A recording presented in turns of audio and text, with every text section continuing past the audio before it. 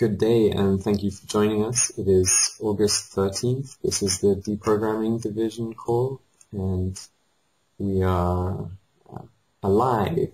Yeah, we're on the line, and you're experiencing this fractal version of us traveling through time. What is it when we store sound in files? If we take these things at face value and allow the programming to tell us, oh, well, that's just what it is, just don't question, then life becomes unmagical. But if we allow ourselves to question and to think and to truly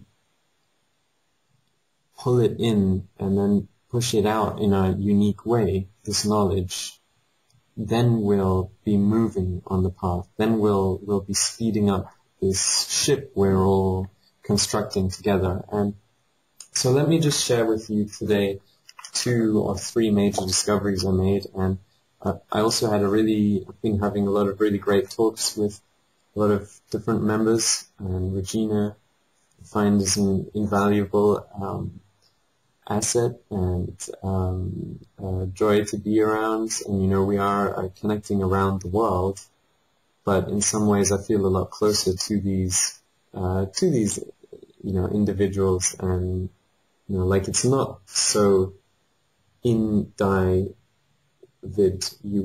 like it's not so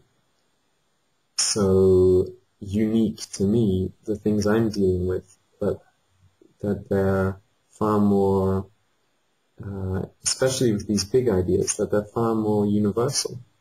And yeah, so the 2 discoveries I made have been that through the Codex Ultima, which we are looking at and introduced to by Seven, and which some members have already read, the actual chemical compounds have a kind of incomplete sign. So we'll have the pentagram, and inside the pentagram is a pentagon, and inside that pentagon you can then do a reversed another pentagram, and you can play around with these shapes and get them to spiral around forever. But if you look at the signs, any signs, you can see how they're sort of fragments of that, and they're messages which we can use to construct a puzzle, to put the pieces together. And it really is in all of our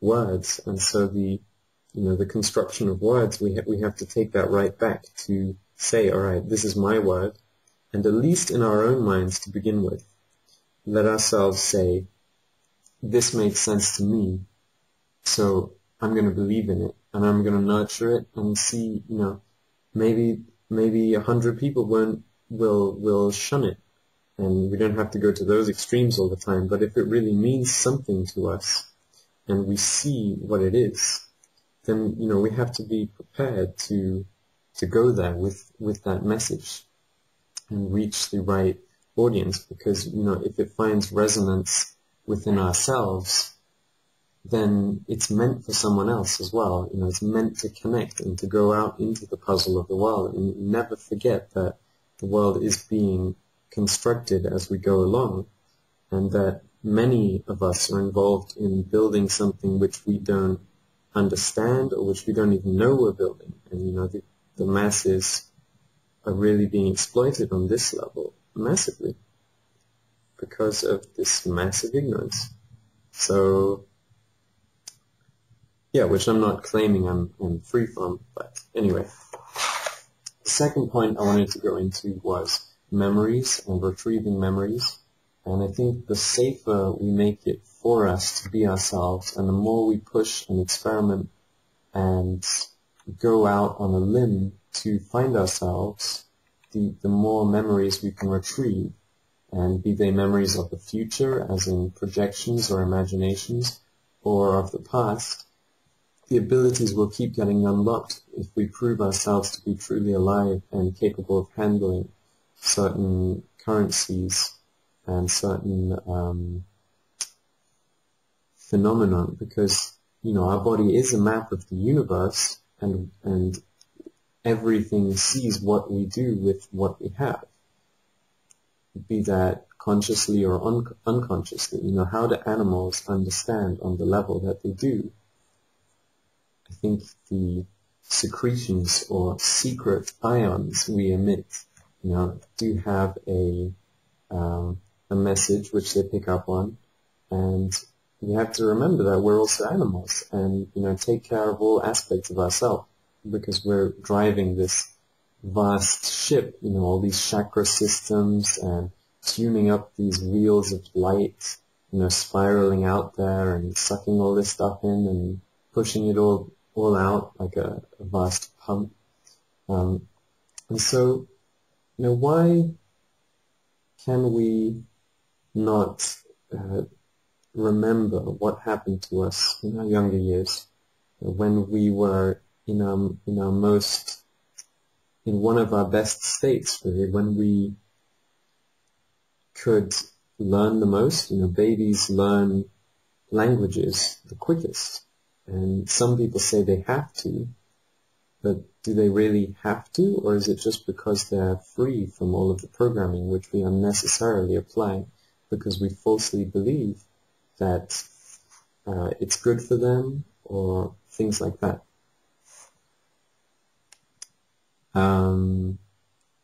Yeah, so I'm just very happy to be on the call, and it is a choice to be happy as well. It is a choice to love people and be consistent, and stay on these calls if you can, and if you can bring something to them. You are all unique and special, and all is self, but also try and figure out what is not self. What do I not feel connected to? Which aspects of me seem completely alien, and then figure those out, because there are also like broken messages, broken off parts of the flower of life, or the pentagon, or the seven-side star. Or we can make patterns with any of these patterns in nature, and just look at nature and love it, because it's what's keeping us alive. And if we don't respect it and start to change our ways, then what's going to happen? What do we really imagine happening? Today, when I was in the park, I was seeing these goats, and they just came up to me because I'm mad at them. I walked past, and I said, "Oh, I'd like to stroke that goat." And it came up to me, and I saw this tag in its ear, and I remembered, Revelations and the pin code, or the mark of the beast. And of course the mark of the beast goes very deep, and it's related to the carbon atom as well, and to Saturn, and the 6 neutrons, 6 protons, and 6 electrons. But if we see we're stamping all of these beautiful life forms on our planet, and we see we're punishing these animals because of our own ignorance, and treating them as if they were objects, as if they never felt anything, then can we really expect anything else to happen to us? Can we really honestly, with a good conscience, expect that? I don't believe so. So yeah, I wanted to throw that all out to you, and hope you can do something with it, and give yourself the right to break free of the programming in whichever way seems best to you, because you are your own best teacher. No one knows how to be you. You're being you, and you're traveling through the planet as a fractal of everyone else at the same time. So it is tricky, and it is difficult, and we do feel unable to connect because of the horrendous things, and there is cognitive dissonance, and all of these diseases of the mind, but there is also healing available, and it can be freely given to us when we commit to our bodies and don't just live in the mind, don't just seek pleasure, and don't just obey the eagle or the ego swooping down and taking what it wants and just trashing everything. And, you know, if you connect the aristocracy or the rulers with that, then you can see, all right, so why is this happening? Because people let it happen. They didn't have defense against birds of prey, preying on people, making them, you know, pay. And they're just clueless, because the eagle has the sight, but it's you know, the snake who has the power. So yeah, it sounds like Regina wants to say something, so I'll just open the line up for her. And thank you for listening. Did you want to say something? Because I heard the line just open up. Really? I'm trying to use the new microphone. Well, not. Can you hear me? Loud and clear. Okay, I'm not sure if it's my headset or if it's the laptop. I'll figure it out sooner or later. Well, I know for myself that I'd like to think that I'm above the program, you know, of 3D and the Matrix, and that I've evolved you know, beyond a certain point, and I don't put people in boxes, and, you know, and all that stuff. And the more that I learn and internalize it and start to understand just how much is going on around myself and in myself, and the stronger the signal is, and the more I get in touch with my connection with all of this, and it becomes a reality that this is not a dream, that I am connected with others, and we do complete each other's thoughts, and we are on the same page, and I'm not alone, and all these things come into play. I realize that there's accountability. There's accountability because I'm a person that's very serious about being who I am and not being defined by the things around me. And I don't want others that I care about to be either. So I ask myself, how can I expect others to break away if I can't break away myself? And in doing that, I had to look, and I'm looking a lot deeper at just what it is that I need to tweak and refine and all that other stuff. It's funny because the instant you said break away, I looked at Miriam, and she started having connection problems to the Skype call. So yes. Did you see that too? Yes, I did. And I automatically felt that insecurity that, you know, we talked about, like, oh, is it me?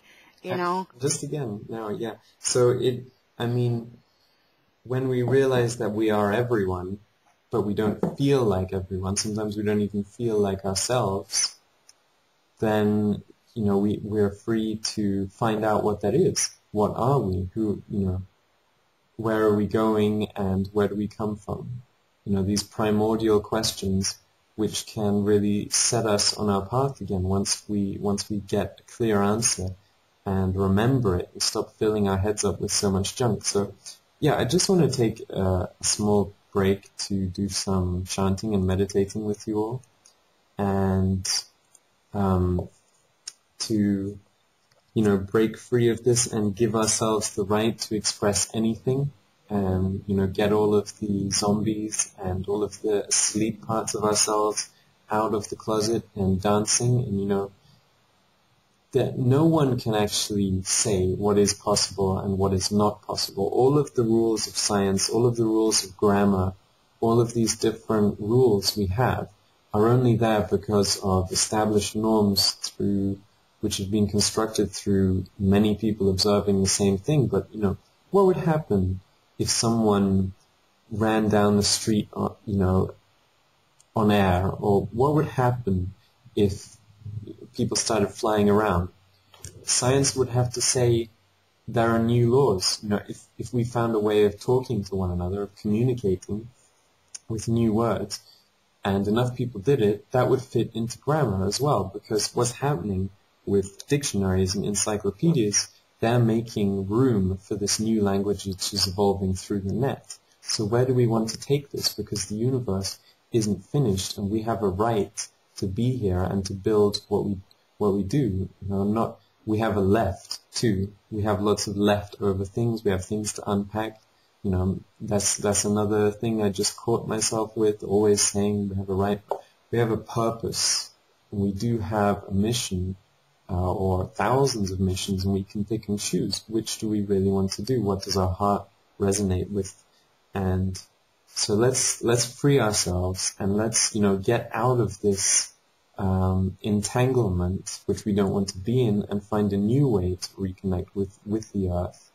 And everyone is listening on some level. They might just not be able to show it. So let's, find out the way in which they can listen, and then connect there, because every individual is powerful and, unique, and they can help us. It's not hopeless. Like Regina said, we want to touch souls. I want to touch souls. And what are souls? Let's find out. Are we talking about lucid dreaming, or are we lucid dreaming? How lucid are we in our real life? And can we really expect to be given the permission to lift off of our body if we're stuck on Earth and not treating it well? Treating the animals and the other wildlife, which is just as entitled to be here as we are. If we're just treating it as food, can we expect not to end up as food for something else ourselves? In all honesty. So, and stuck in 3D concepts, how true. Let's get out of those concepts and, through whichever way is available to us, make it. Because what is it leading to if we carry on going around the circle? If we allow ourselves to see for long enough, like Frodo in the Shire staring into the water which the Queen of Elfland, wherever it was, poured out, she showed him a vision of what would happen if we went back. Destruction. Now, there is no going back anywhere. We're traveling forwards in time at the moment. And,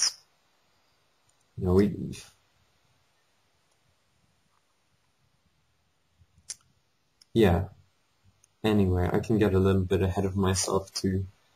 And I did just want to share a few practical things which I had gained knowledge of, which I was doing, patterns I could stop myself from repeating, and useful for deprogramming. The way I see it now, our body resides wherever we restrict it to reside. And very often I will have my tongue pushed up against the roof of my mouth, and that will then cut me off from the rest of my body. And so if we notice we're tensing up this one part, tensing up another, if we release that and breathe into it, then the energy is free to flow again, and we can reconnect our head with our heart and just be more powerful, purely on a selfish, but on an enlightened selfish level. We can feel better if we release those tensions and release those things which are holding us back, and then come to our true accountability. It's an ability to be able to count, and we think we can count because we can count up to 100 or however many, 9, from 0 to 9, and then start repeating cycles. But what does every number mean, and can we keep track of time? And I think the accountability really has a lot to do with that. So, and the responsibility, if we don't respond, someone else will. They might not be able to do it as well as we would. If the star instrument player of the orchestra is sick, someone else will fill in, and somehow the job will get done. But is that really what we want? If we really want to be healthy, we can just look at things as they are and see, we are unique, and we do have incredible things to unpack here, and puzzle pieces to slot in with one another. And if we do that, there won't be any sadness, there won't be any of this self-perpetuating misery which we complain about. We have to also realize in the ways in which we are contributing to it, and stop blaming ourselves for it, and stop blaming others for it. Stop blaming ourselves for it, but just once we've laid aside blame, then find out what can really solve it. Because if you really allow yourself to see the patterns and look at conversations, that it's a ping pong of all these different concepts, and we're being played like an orchestra, but an unconscious, a zombie orchestra, parading around. And yeah, I did just want to share those things. And to recap, we have the different shapes of nature, out of which all our signs and symbols are gained. And if you look at the chemical structure of any entheogens, of any food, of anything, then it's like an incomplete masterpiece, and finding out the way in which it slots in to create this flower of life, or flower, this flowering, blossoming construction, then what's the peak we can push this to if we get back on or into ourselves? What is the most positive thing we can imagine? And why do we have to limit ourselves to, is there any reason, apart from what's been taught to us by many different and now vague amalgamated sources? Because a consensus is no proof for truth. That's how real science works, and real spirituality works, by one individual saying, I'm going to make this my mission to prove what I feel inside me and make it real outside of me, and I won't give up until I do that. So yeah, and then the second thing was, of course, with the children and retrieving memories, retrieving fractured parts of your fire, of your soul, and seeing, can you imagine the bliss? If you look at babies, they're so responsive to everything. And when I was out in the park nearby, really letting it rip with this music I was making with this group, and just being in the now, this baby looked at me and had the most priceless expression you have ever seen.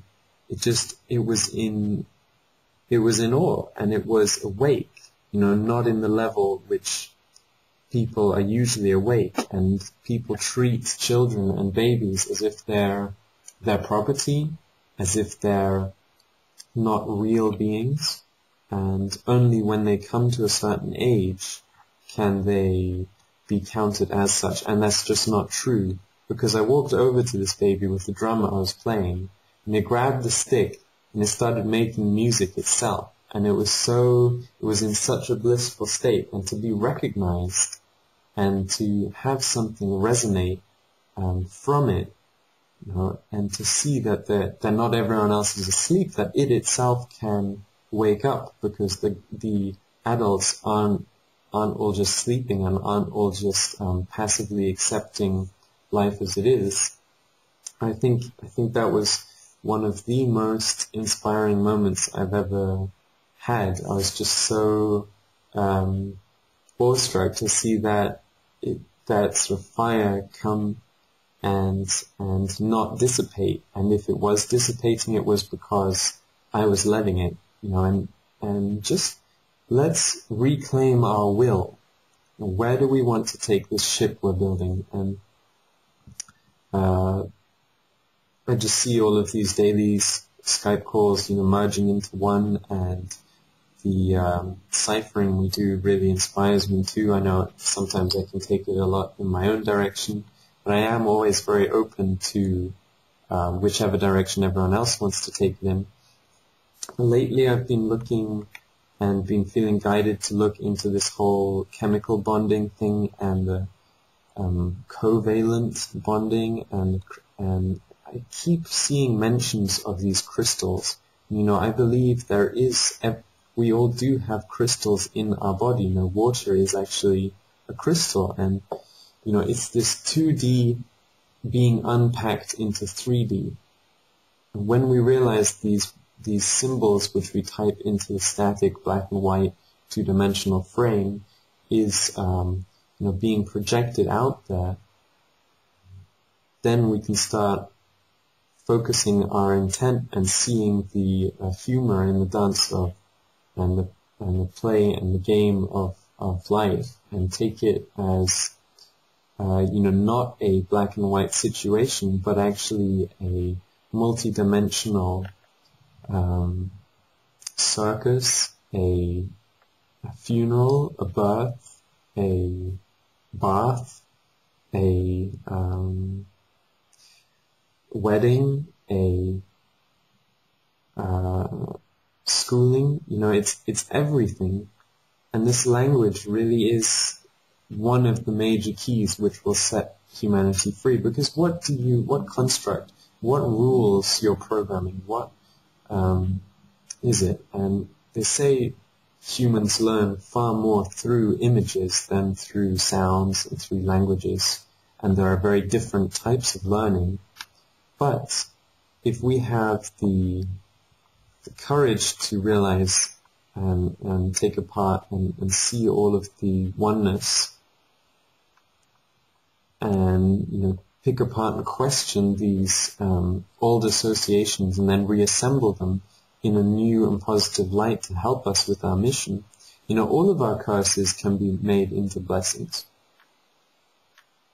They really can. So I don't want to lose any more empty words or operate at less than my full potential, because the time is, of course, always now. And I just wanted to take Regina's awesome suggestion of doing this loosening up before the groups, and we are, of course, quite a way into the call now, so I do have a lot of work, and an ambulance is driving by. Work and accountability to focus on.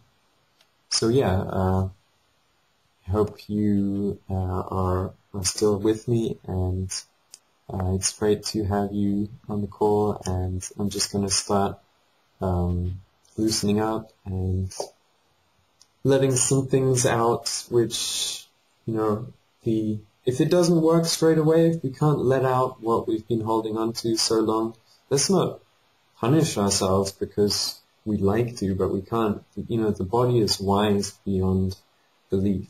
The body is, it is a map of the universe, and we get so sidetracked with this duality of Satan, Lucifer, and God, and, matter and mind, and black and white, and so on. We forget the color spectrum in between, and that those are just opposite ends of the limitation of our perception.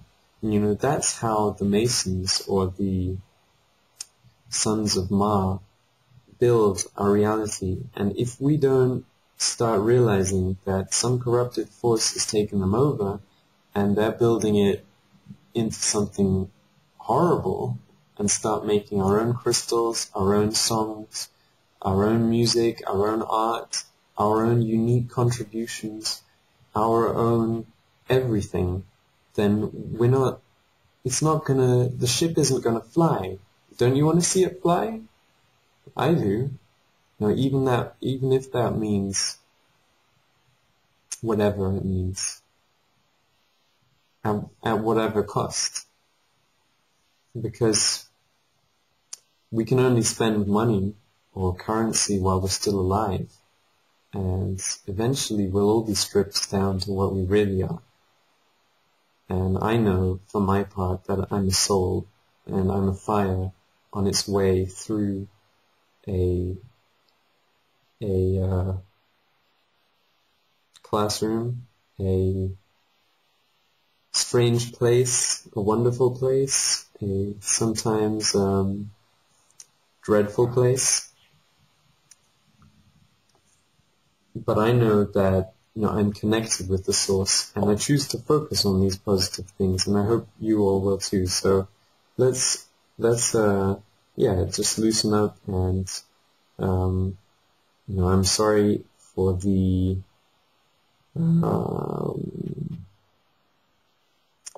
sometimes wasted potential I have not seized and grabbed hold of, and it is all a massive learning curve, and I hope I can respect and truly find something to inspect in all of you, and all of you as myself, and all of me as yourself, and so on. So I'm just going to stop rambling at this point, and stop expounding, stop the waterfall of words in this English or Angle-ish language, and just make some notes and tones, and just vibe with you all in that way. So here goes. Do you want to join me, Regina? Absolutely.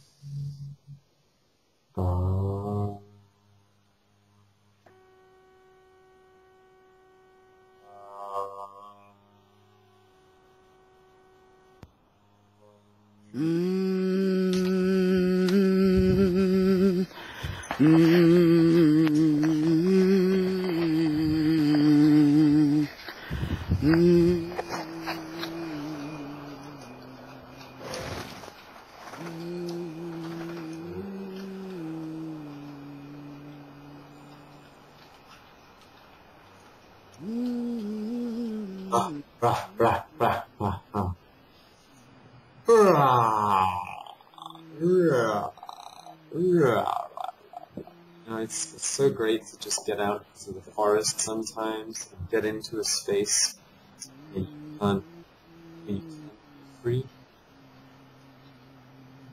where you can make the noises and the sounds.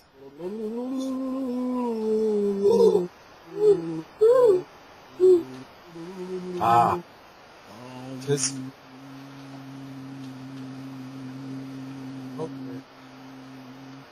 wiggle your toes. Wiggle my toes. Fingers. Wiggle your heart.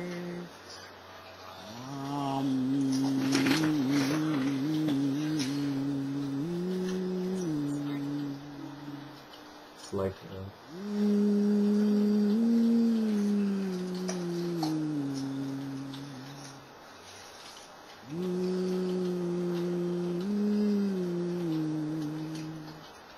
let your inner voice sing.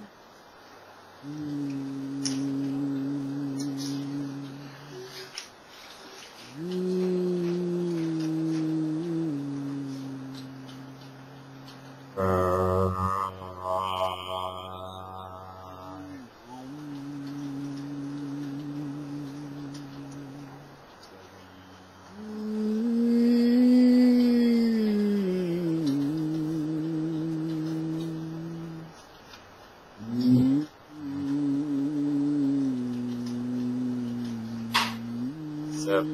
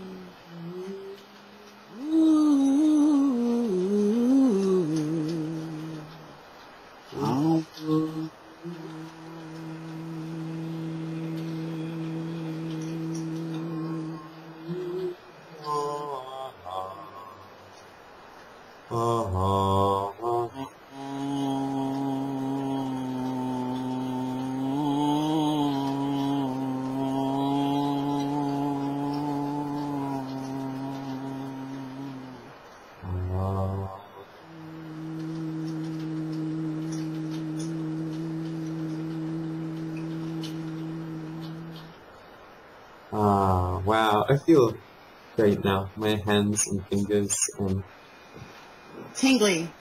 yeah, tingling, exactly. And that can get to a level, it's like that wonderful short clip of the man being visited by these two luminous eyes, and they travel first through his fingers, and then they gradually go through all of his body and twirl around there. And I think when we are there in physicality with one another, and when we're not sitting behind screens and using this medium of the computer, then we can finally, let it all out. But of course, our voices are traveling across the Ethernet, across this magnificent web of also life. It does give a lot of people just the chance to see the crystalline truth, to see the light when it all comes in at the right angle, and the correct calibration that it needs to be at to unlock the spiral, which will gradually set them free. And once we give them that pattern and that key to coherence in whichever form it needs to take, we can work from that. And of course we are constantly working from there, because there is just here with a T in front of it, where we imagine ourselves to be in the future, and seeing that we're constantly preparing for this future. We're constantly building and setting up a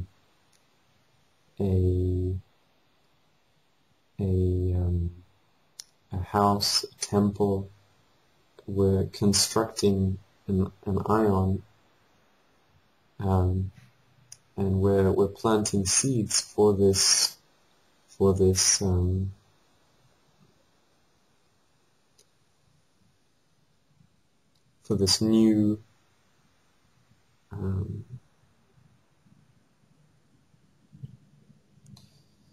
new sound, ultimately sound and light, to travel through, a new race course. It's not about destroying the matrix, it's about replacing it with what we want to see, and not getting inveigled into or ensnared into living the way we don't want to live. The planet is big enough and it can support even more, and we're conned by our conventions and convictions.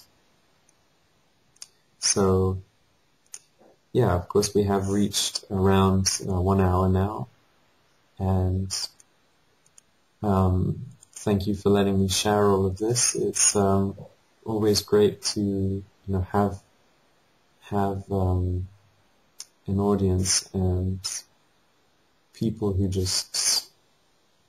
who are ready and who put themselves in a position where they can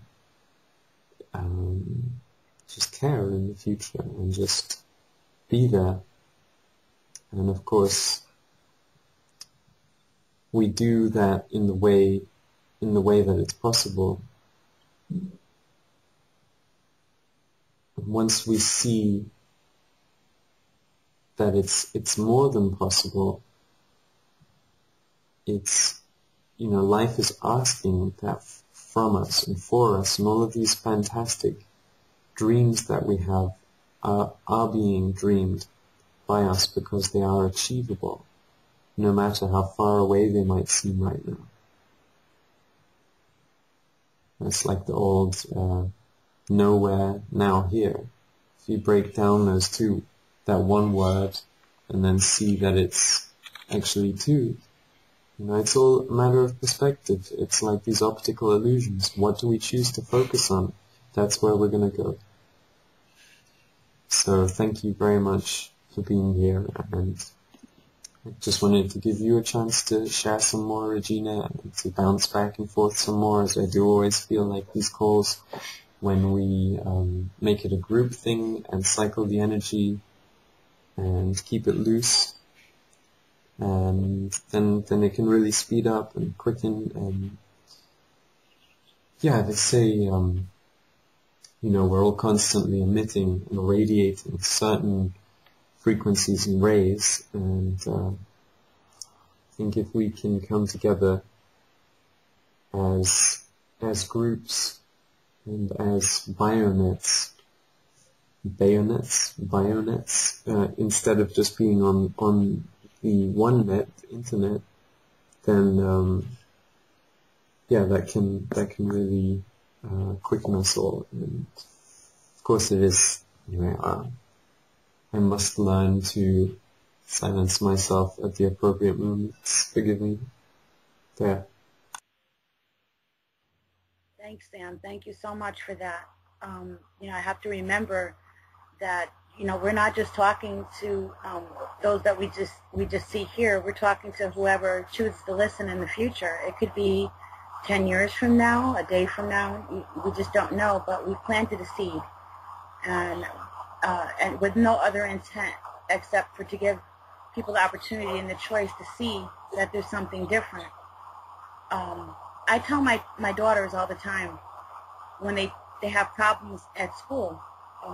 I can't afford the private education and educating myself. I can't afford to stay home and do it for them, so they go to public school.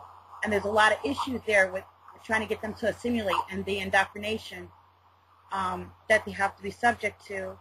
But I keep telling them, dare to be different. With all the things that are around them, our small children that we see, to try to hold them down, to tell them to dare to be different and do not assimilate.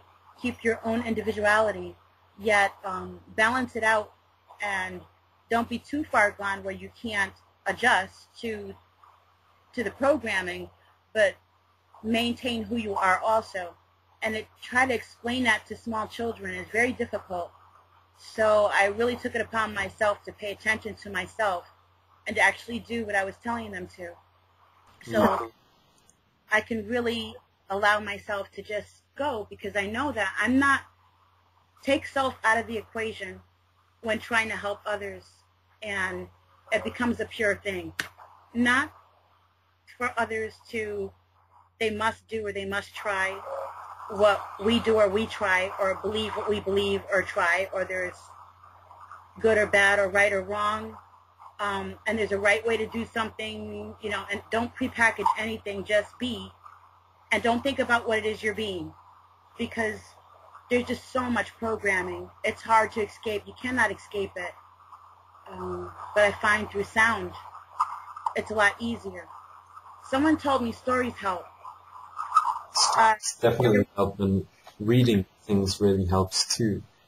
But if we choose to speak in a different language, then a lot of the old concepts can't invade us anymore. And the instant you begin speaking in a new language, your whole being shifts. You know, if I start saying muy bien and hello and, you know, arigato gozaimashita, you know, I'm a different person. I'm morphing. My whole, you know, it's all changing.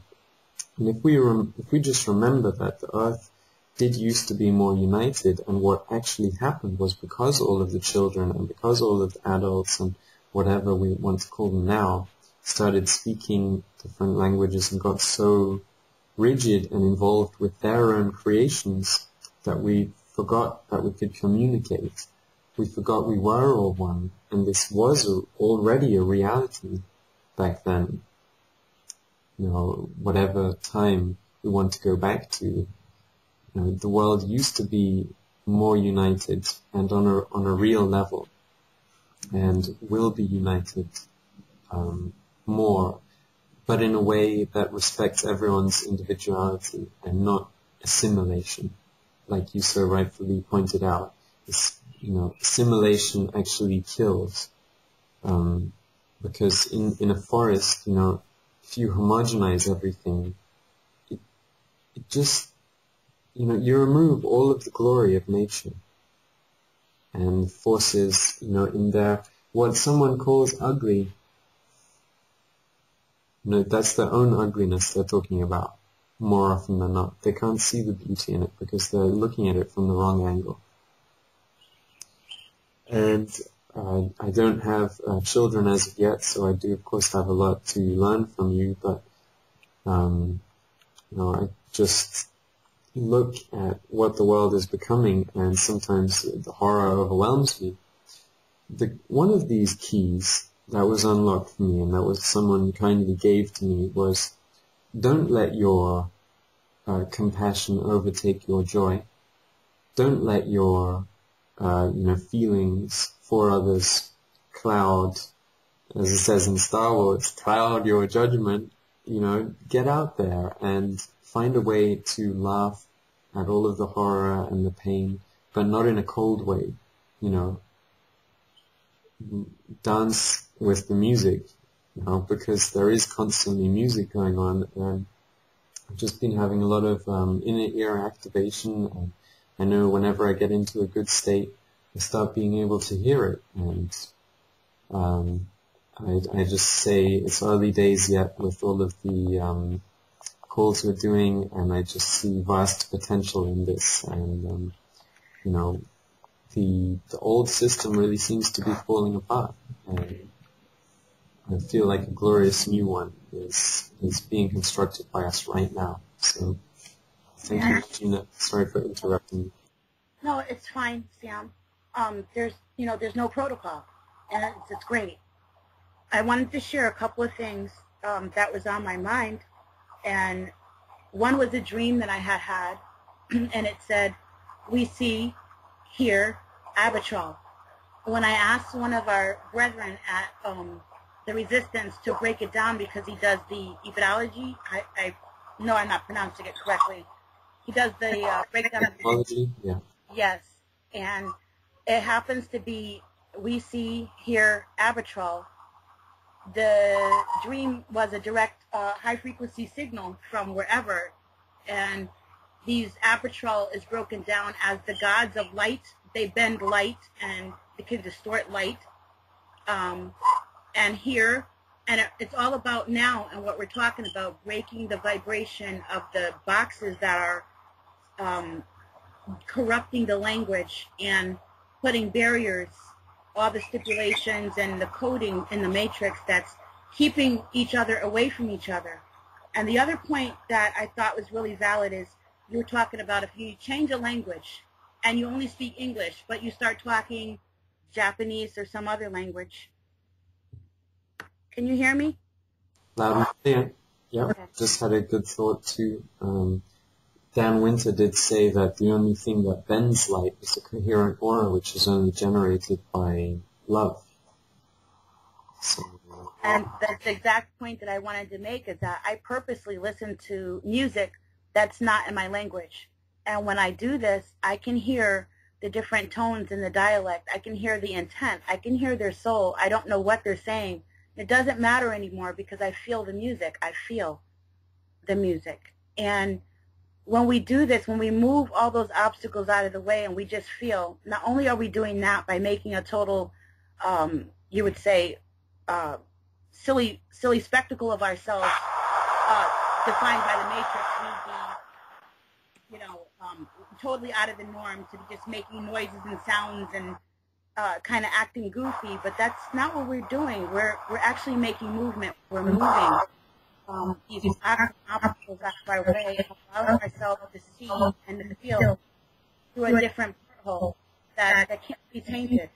Because in doing that, we have to remove ourselves, and we have to also expose ourselves. And so there's definite movement going on with the concept that's being put upon us to do right now. Take, for instance, pioneering is not easy.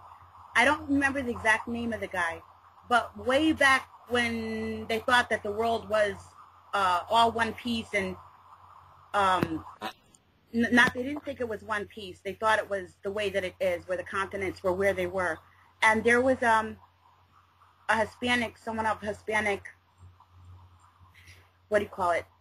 See, I'm forgetting my words once I do that. Was it Ignatius of Loyola? I'm not sure the name. I'm like speeding in this thought right now. What the guy showed them how all the continents fit together, and it was all one piece at one time. And they booed him off the stage and ostracized him. And he was a scientist, and he didn't recuperate from that, And here it was, 100 years later, and he's actually renowned, and they respect him because he was the pioneer of this thinking, just like the guy who thought the apple, what goes up must come down, Newton or whatever his name was. Yeah. Right. That gravity and all the other pioneers of thought that weren't tracked by other people, and they were alone. Yeah, they were alone, but they were. Yeah. And we also have somebody that's kind of like that at 7. If he hadn't have put the site up there and put things there for free, where we could go there and study whatever we like and be whoever we like without somebody telling us how to define it, will we be here now? And though it may be few, and though it may be odd to many people listening, there are those of us who can feel it, although they may not feel it now, in hope deep in our hearts that they will feel it later and realize that, the continents did move apart and apples do fall down, And they fall up, too. It's just that people so rarely see that it's hard to believe, and to the point of ridicule. And I also wanted to welcome Caroline to the call. You just joined. Of course, when people are always so quick to judge, and that's part of the programming, too. So, did you say I'm breaking up?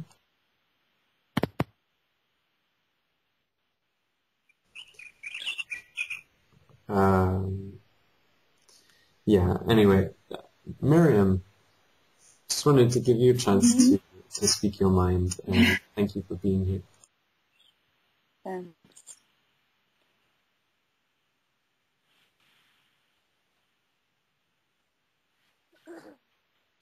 Do you feel like running with any thoughts, or being still with any thoughts and letting us hear what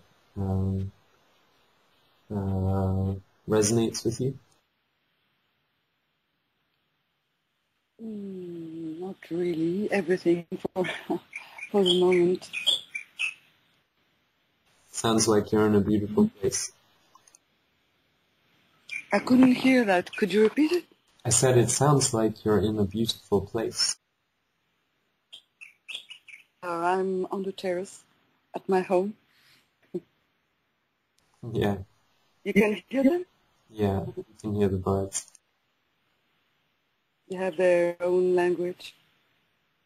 Definitely. I think I remember a fragment reading about that, the language of the birds, slag, maparel or something like that, and You know, in all of these Carlos Castaneda books, they also talk about morphing into different animals, and sometimes I'll just go out into nature and try and imitate the birds, and sometimes they'll teach me, you know, songs, and when I really try and get over the, oh, but I can't do that, I can only keep, you know, trying in the way I'm trying. When I really commit myself, then, you know, the birds will you know, sing with me, and they won't just fly off. But if I'm dissonant, then more often than not, they'll just get impatient and kind of fly off somewhere else because they don't want to be around that. And yeah, it's just so nice to, you know, be able to put all these things together. And there is, of course, a way of speaking with these people who we feel we can't speak to, but to get to that balanced state is a process, and let's not berate ourselves for not being able to get there as quickly as we would like, because the mere wish that we could get there quickly is a good wish, but it's unrealistic. So we have to, you know, find out what the limits, what the boundaries are, and then keep pushing those, and not get disappointed if we've set ourselves unrealistic goals and then give up, you know, because that's the last thing we should be doing at this point. We can't give up. You know, we have to run with the torches and the batons we're passing to one another. And of course, it hasn't been long since the Olympics. Let's just remember all of the money and determination and things that went into a slightly strange cause. And see, you know, we can use everything around us that we see. We can read the allegories which life is trying to provide us with to fulfill our purposes. And yeah, I just wanted to pick up on the things Regina had also said earlier about Newton and Pangaea, or the continents all being merged together, and just let people know that, you know, we are intelligent. We do have eyes and ears on the site, and a lot of different realms of expertise. And as this is the deprogramming division call, be aware of, you know, your own programming flaring up, telling you, oh, disregard that, because that's what the mind does. That's what the ego, or your own inner dictator, your own aristocracy inside you does. It just exploits you. And that's because the system has a foothold in your mind, you know, wants to keep you part of it. So make a choice. Is that what you want or not? And then work with everything you've got. You know, question me, question the messenger, because that's the way you can get to higher knowledge, by really questioning these things you deeply hold to be true. But contemplate it before discarding it. And yeah, I also wanted to again give you a chance to speak, Miriam and Caroline. And it's always great to also have, you know, people of different genders on the call. And you know, today I just realized that in the middle, it's like the electromagnetic or the pH scale. In the middle, we have the neutral, or the neutron, or the you know, hermaphrodite, the amphibious, the hybrid. And if we can get to that perfect middle through realizing that opposites are actually complementary, and we can join them together, then we can assist one another in our quests, and see that the ego doesn't really have a place in swooping down most of the time and just plucking stuff for itself and you know, preying on us, you know, ripping things apart. And you know, all of these things we do inside and outside, they do have their place in time. So it's just a question of finding that place in that time to do it. And it's like Alan Watts used to say, that the right tools become the wrong tools in the hands of the wrong man. or the right tools get used in the wrong way in the hands of the wrong man. But who is the wrong man? It's just no one is really wrong.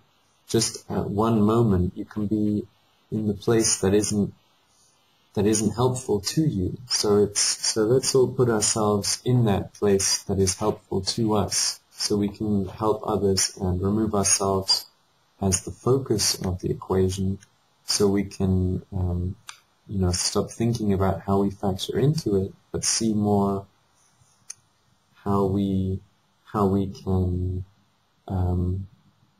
unpack it and let it all flow through us. So anyway, yeah, I'll just open the space up for you to.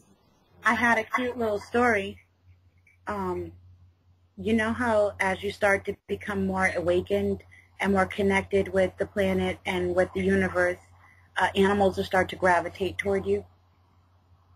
Yeah.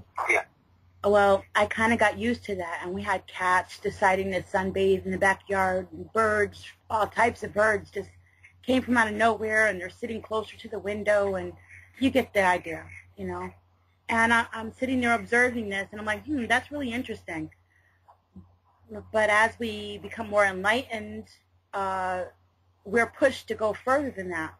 So a spider built a little nest right in front of my window where I like to meditate in the morning. Kind of inconvenient.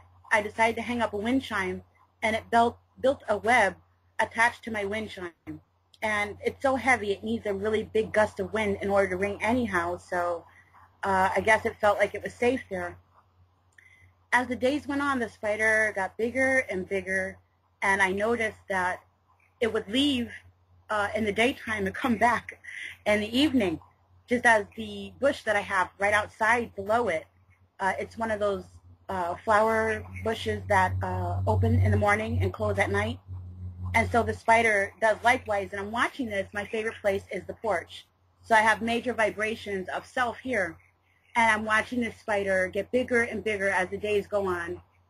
And so finally last night, it's looking really creepy because it's humongous, and I'm saying to it,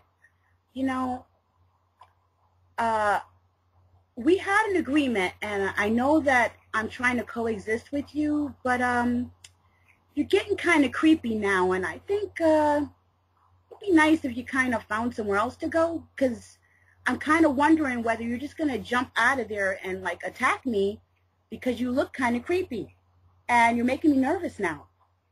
And, then I really looked at myself, and I laughed so hard because there is the programming. It looks creepy. It's big. It might bite me. Never mind that it hasn't done anything to me, and it's a beautiful thing to watch the spider build this web and perfect its web over and over again every evening, and that it trusts me to actually be in the path where I can actually smack the mess out of it and just splat. But I'm judging the spider because it looks intimidating. It's unfamiliar. What's going on is unfamiliar. And I said this story and shared it with you at the risk of sounding totally insane talking to the spider and having a relationship with a spider that I'm very fond of now. And it's teaching me a lot. And I think that it put itself there to teach me this. And I'm doing that so that other people can learn what I'm learning and can feel what I'm feeling if they choose to. And that's what this is all about. Definitely. And of course the spider is a really good symbol for the web weavers or the spear shakers, all of the different families that are weaving this web. And, all of the acronyms, the more you look at them, the more you realize it's all a game to these guys. They're operating on such a high level that they do think they're untouchable. But they're only small amounts, They're the intelligentsia. And it is called the World Wide Web for a reason. So I just wanted to thank you for that parallel. And I did feel like that spider for a second there when you were saying it's starting to look creepy. But of course that's me over-internalizing a bit. But anyway, Caroline, sounds like you want to share something.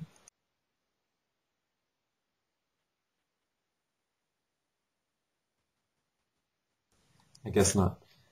Yeah, so, wow. I guess in a sense, we are the spider leaving cobwebs or leaving trails. No, we can't actually hear you at the moment. I see you typed that. And the trail we're leaving is, the trail in space and time. The levels where we're going through every day. And I did realize, especially because of the Mayan calendar, which you can see free at 13moon.com, and if you go to the decoder section, that can be really helpful.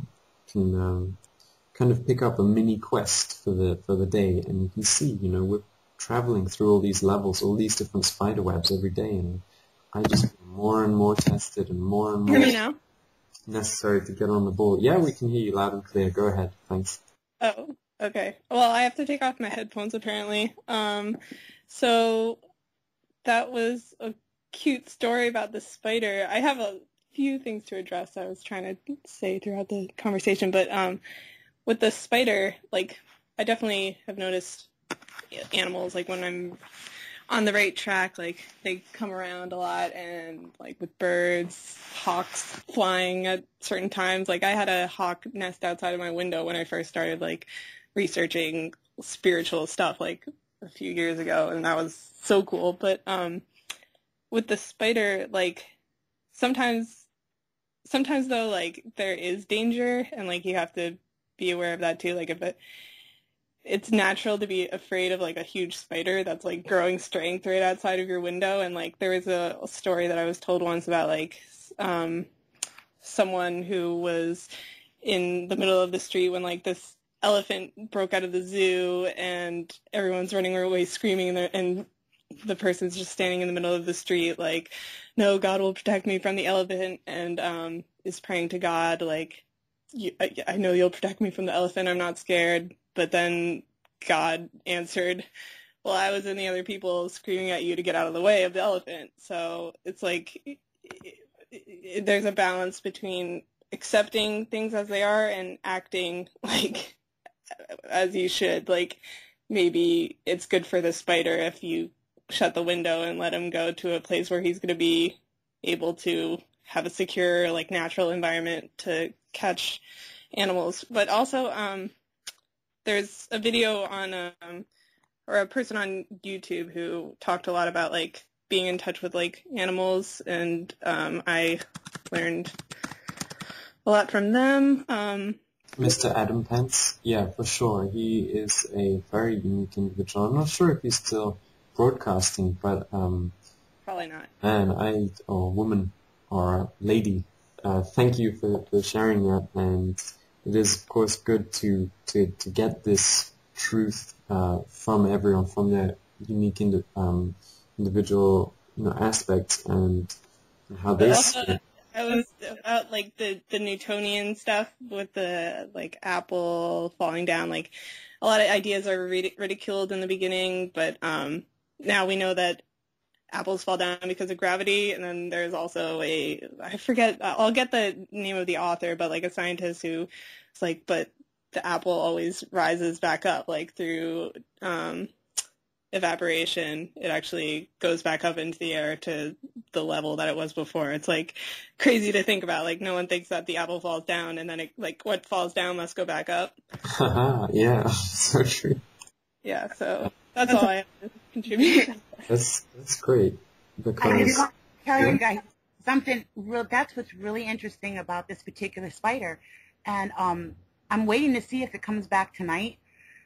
What I do is when I wake up in the morning to do my meditation, I go out on the porch so I can see the grass and the birds and yada yada, and I open the window. The spider is there and has built a web and has been sleeping there all night on the web. And when I go inside at night, when it gets late, around 8 o'clock, it's dark and I can see the spider is back in its web, and it's bigger than it was before after eating whatever it did during the day. And I shut the window.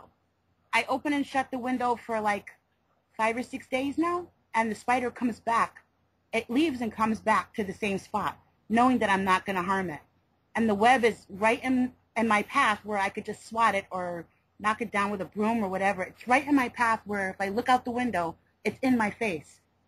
So it has a choice. I mean, the window is opening and closing, causing vibrations, and it can see me, and it's not leaving. So my husband looked at the spider and is really creeped out and said that I need to swat the spider and call it a day. And we just had a really good laugh, but he won't touch it. Yeah, So, I wouldn't be scared then. Spiders, I mean, it's just, I'd be scared of it, like, coming in at night and then, like, snuggling up to you and you're warm, then you, like, roll over onto it and then you get bitten. but you're right. There needs to be a balance, and it's getting awfully big, and yeah, so but it's really interesting. It's like in a scary movie where you hear the sound, and instead of going the opposite direction, you just got to know. Yeah, it's like, don't go there, no. I don't know where it is today. I left the window open, and it's getting big, so and did it leave, or is it going to come back tonight, or did it actually come into the porch? Don't know yet. What? I don't know. That's pretty, I don't know, because, like, yeah, and it's also, I've noticed that a lot of, like, birds of prey are, like, come around me, and, like, they're dangerous, you know? So it's like, is it good that they're around, or you're kind of scared of them at the same time? So it's interesting that you have, like, a spider that's, like, kind of scaring you, but hanging out with you. Definitely. Yeah, I think the spider is, this thing, let's just call the thing what it is. The programming making us construct and build this new world order, or this pyramid hierarchy, this 2D shadow world, shadow government. And, these people are real. It is, it's more than proven now. We have names, we have addresses, we have all of these interconnections. And like you say, we can just swat the spider at any time we choose, but how, does that go against our principles? A lot of people think like, oh, I'm a Jainist, or I'm a this and that. But if it's our life or the spider's, if it's poisonous and can bite you while you're sleeping, and it could just as well go and make its nest somewhere else, then we should, get rid of it, whatever way. Yeah. Or like, I went hiking the other day, and I was with my friend, and then, like, this deer came up to the car, and I fed it food, but, like, then I realized afterwards, like, that was the worst thing that I could have done, because now maybe he won't be scared of cars as much. So, I don't know. And then, like, you have to be kind of, like, firm with wildlife. Like, you have to teach them to be scared. And I think some people take this to the extreme, but sometimes it's really good to, like, maintain a level of fear. Just like, It really depends on the environment, doesn't it? And the thing I've noticed about fear, as many times as I've believed I've banished it, it always just rears its head in a different form and in a different fashion. And it will come back to join us if we, if we suppress it in one aspect. So, yeah, I see Miriam just typed that these animals we see can be representations and manifestations of fear or whichever emotions we're getting blocked at in this gauntlet we're running through. They can be representations of those things themselves.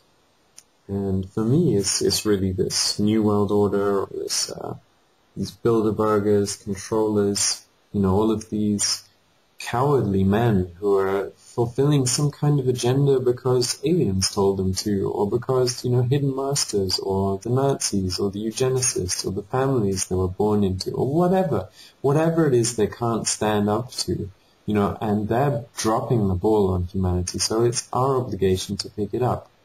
And that's really why I'm here, because through art, through music, chanting, meditation, these suppressed sciences, alchemy, literature, through, you know, everything we have to share here, we can put an end to that, to the spider's reign. And, you know, 8-legged insects are, of course, spiders, or spiders are 8-legged insects. And it's interesting because there are kind of spider gods, or, you know, there are gods of all these different animal kingdoms, and the number of Jesus and Mercury was actually 888. You know, if you do some research into this gematria and numerology and stuff, you can find out that the early Christians used to draw, and don't get me wrong, don't jump to conclusions, please don't say, you know,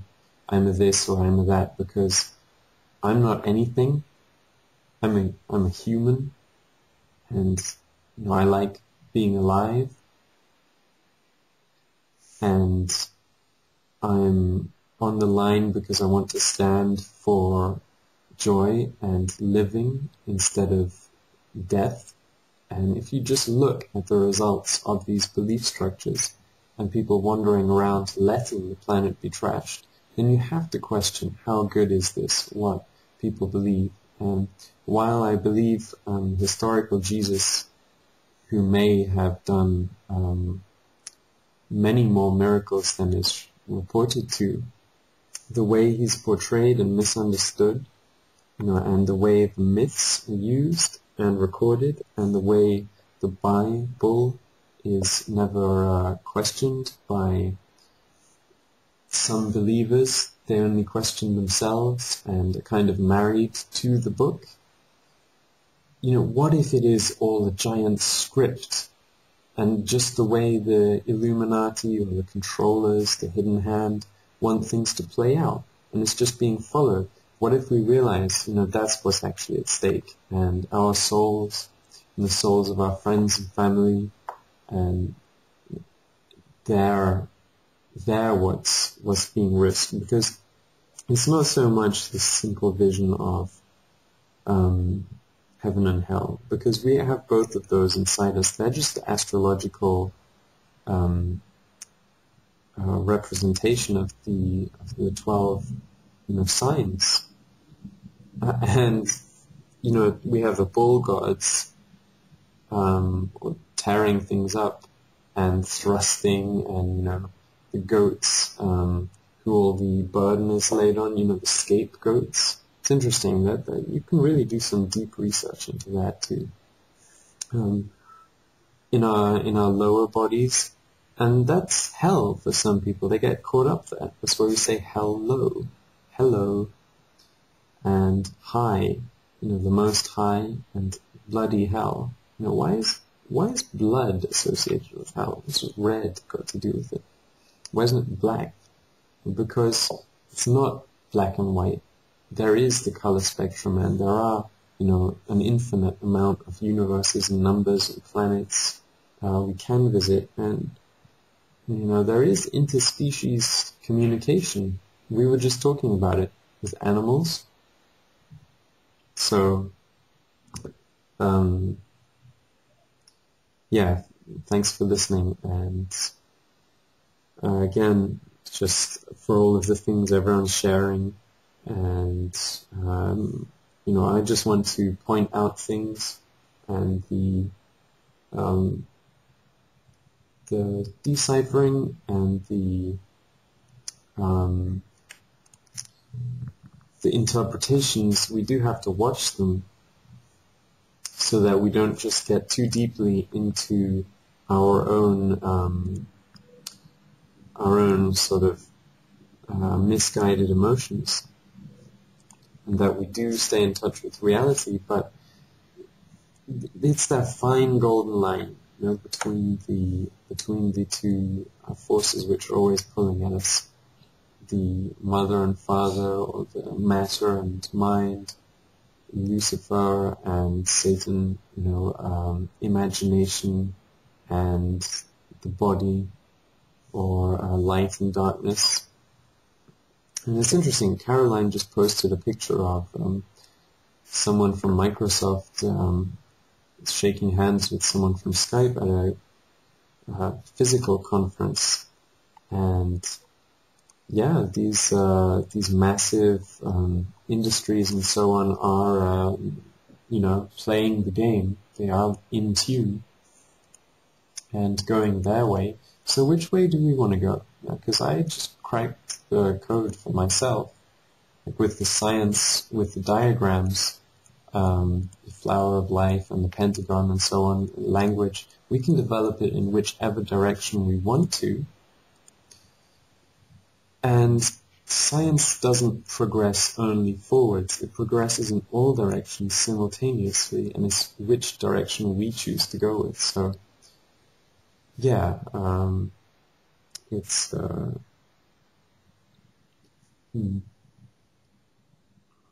I noticed that it seems like these organizations, just like the Olympics with Sonic and Hedgehog, spelling the Masonic, and now you have Skype and Microsoft and all these big corporations getting together, and it seems like they need to do that now because so many people are awakening in the energy, and the matrix is changing. So, when people get together, it's like they're trying to figure out how to do gangbusters, on the new energy. And I believe, like you said, energy, it changes. It goes outward. It doesn't just stay in one place. And as long as we make a decision to use our energy differently, we can change with the grouping that's going on in the matrix with these big companies and stuff, and find a way to actually counterbalance or, make it mutually beneficial for ourselves somehow, so that we can still exist here. We still have to live here. You still have to operate in 3D, although you can move stuff astrally like we're doing now through the airways. It's, as far as, I'm just, trying to, with Skype and Microsoft and all these people, these corporations that are, whatever, going in the direction of evil, there's... Well, that's quite a loaded statement. Evil. No, I'm exaggerating, just kind of when you think of selling information to each other and the symbolism behind some of the logos and just the way they do business, but there's actually a lot of creative thought that goes into the companies and the development, even in the most big popular conglomeration kind of situation, but it's also kind of reaching a level where there's so many major corporations that are kind of being absorbed into each other and working with each other.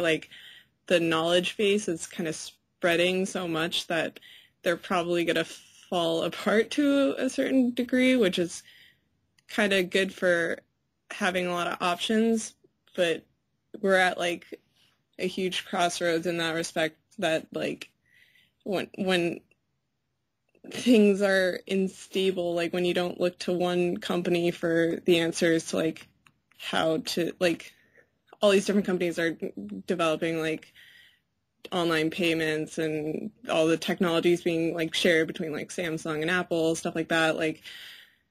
It's exciting, and it's also I think it's happening. Things are falling apart and rearranging, and the definitely, and it is one conglomerate after another, and they're assembling their body. Corporation is a rational corp, or a corpse, or a body. And, it's all these artificial people who don't even realize they're artificial.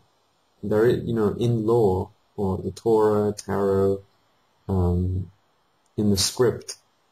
You can find this out in each country's laws. You can see this thing called the natural person, the real person, and there is a divide. So,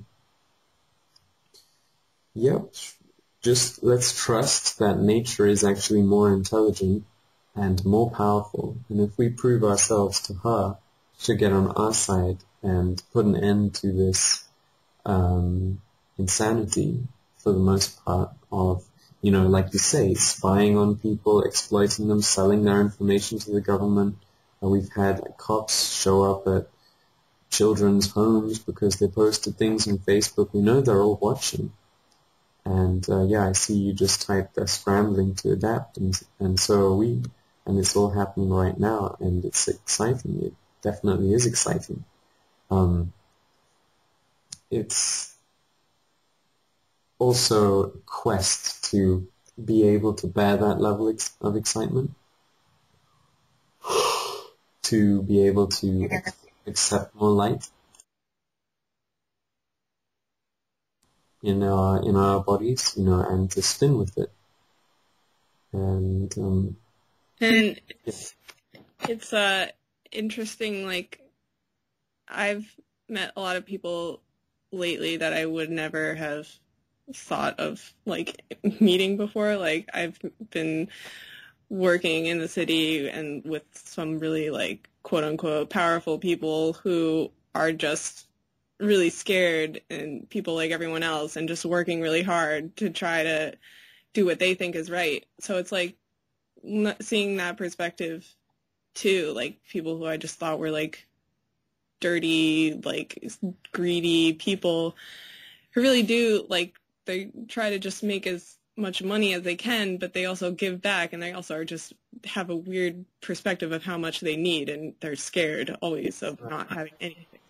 What you just addressed now with evil and fear just got me thinking about, you know, ciphering words in different directions, and the whole backwards thing, upwards, downwards. You know, live is actually evil backwards. So they've just been going in the wrong direction towards devolution, or they've been going like diagonally, like priests in chess move diagonally, diagon alley. You know, yeah, it's agony reversing the things you've done in the past which are bad. Yeah, it's hard, but it's worth it. And keep that vision and that goal in mind, and then you'll get to a place you couldn't even imagine. It's so wonderful, you know, because the imagination is just a shadow of the reality, and we do create our own dreams when we go to sleep at night, and we have been creating this dream for a long time. And somehow it's gotten so full to the point where it's like, what can I really bring to it? So it is difficult, but it's not impossible. You know, that's to the you know, the spider metaphor again.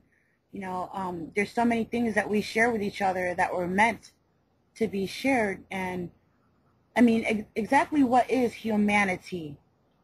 How are they defining? How has it been defined to us, and what is the programming in regards to that? I mean, how many boxes just pop into your head when you say humanity? What is that? What kind of pictures does it show you? And in doing that, looking at the spider, I mean, is the spider a scary thing that could jump out me and bite me? Absolutely. Is the spider an exciting thing to watch, knowing that it could do that? Absolutely. Or is the spider just doing its thing, and because my vibrations are higher and it knows that I've evolved past wanting to swat the mess out of it, it feels safe and it's staying there to teach me a lesson, you know, allowing itself to be the pioneer for its own kind, to show me something that I can share with someone else, like putting itself on a line out there. There's so many things that we don't know about, and it will be silly to think that we know everything. The more that you learn, the more we realize we don't know, and that's the wonderfulness of it all. And yeah. I don't want to look at the spider as because it's big and creepy. I mean, who taught me that the spider is big and creepy and can bite me?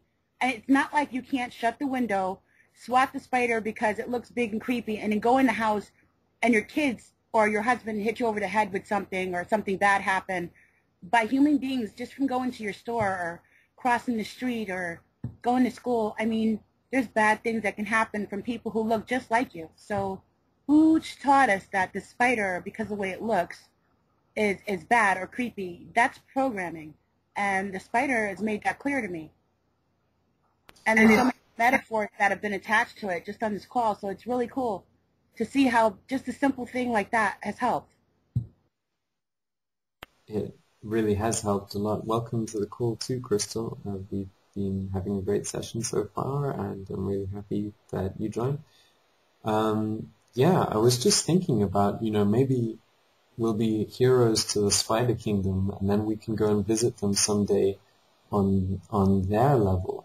And these are metaphors stacked on metaphors on metaphors, and it's just a beautiful thing to see life unfolding as it does, and refolding and infolding and exfolding, it's on all these different levels.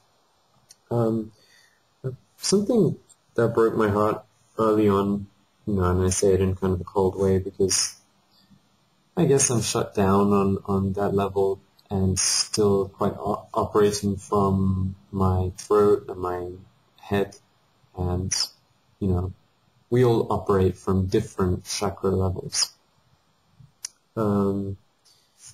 Something that really upset me was, I think it's called the Last Emperor or something like that. This boy had a pet rat, and he went out into his kingdom one day. He was allowed to see, or somehow he went past the gates, and he came back into the palace so upset and so angry that he slammed and he threw his mouse against the door, and it died. And I think all life is beautiful, and all life is precious and worth saving and worth keeping for all of the things it teaches us. And if the bees disappeared, our whole planet would fall apart if they just suddenly decided they didn't want to join in anymore. We don't even know what these plants in the rainforest, which we're destroying, could be teaching us. There's so much biodiversity which is being lost because of what? Some fat people want to eat beef? Not good enough. And we can be that change to the system. So yeah, I wanted to thank you for the spider allegory, and I'm just constantly blown away by all of these great transmissions and the crystal clarity of that. Yeah, I'm saying corrupted meat eaters, or self-righteous vegetarians too. It's not in any of the systems. Creativity defies systems. If you look into thermodynamics, any closed system eventually dies of heat death. But if we open our system, deprogram ourselves, we open ourselves to regeneration, and ascension naturally follows. Because, our body is the temple of God. Our body is the vortex, the spiral, the black hole, the white hole. It's everything. So, yes. And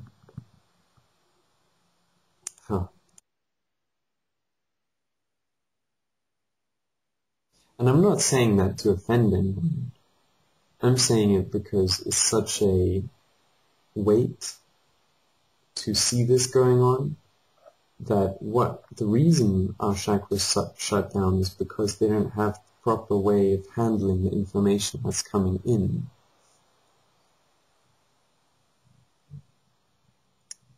And when we get that information again through speaking our truth piece by piece, or in wholeness slowly, speeding up, then we'll get to true communication and opening up that system again. So I'm just reading the comments, and it is always great to get this feedback loop. It is difficult to connect with people through the internet compared to actually being there, because you have the body language, 70% of the communication. You have the aura. We have the time and place. We have the glances, all the subtleties. And now I'm looking at a black and white chat box and people's logos, and while I do feel connected to them energetically and through the sound waves, it's such a trial, really, to see and feel this connection and keep it. And remember, you're never alone. You are with people and beings beyond people. And so, I just want to give you a chance, Crystal, to share, as your shares are always quite quickening, I find, and if you want to, of course. I was just remembering when I spoke about the Indians, when you said about meat eaters, I was thinking about an old-time teacher who did some traveling in India and said that the cow was so worshipped in India as a sacred animal, a god, higher than God, in some sects, and yet there's a highly melanated race of black Indians there, which are called undesirables, and they're told through their lineages that they cannot even reincarnate to any type of human status or even get near the level of God status. So I was just looking at the meat eaters and the non-meat eaters, and how in India they have the highest poverty, but the cow is sacred. So when you say meat eaters, I got to look at, was there ever a time, which I do recall that in history there was a time necessary for what had happened to the planet in terms of types of radiation that occurred in certain places through the wars of the gods, that there had to be a certain level of meat eating for grounding and strength. So I'm just holding up, although you did add that there are, self-righteous vegetarians that get in there and they're just not even holistic either, because some of them get to the level of skin over bones with no substance of their core of their spirituality. So it's a really tight band when you start looking at different cultures. But I was worried a little bit about the undesirables because, as I said, a very highly melanated, the darkest blue-black people in India, and they're kicked around like cow dung because they are even told they cannot even ever reincarnate, but yet then the cow, they can't even eat it. So, and where's the proof for that?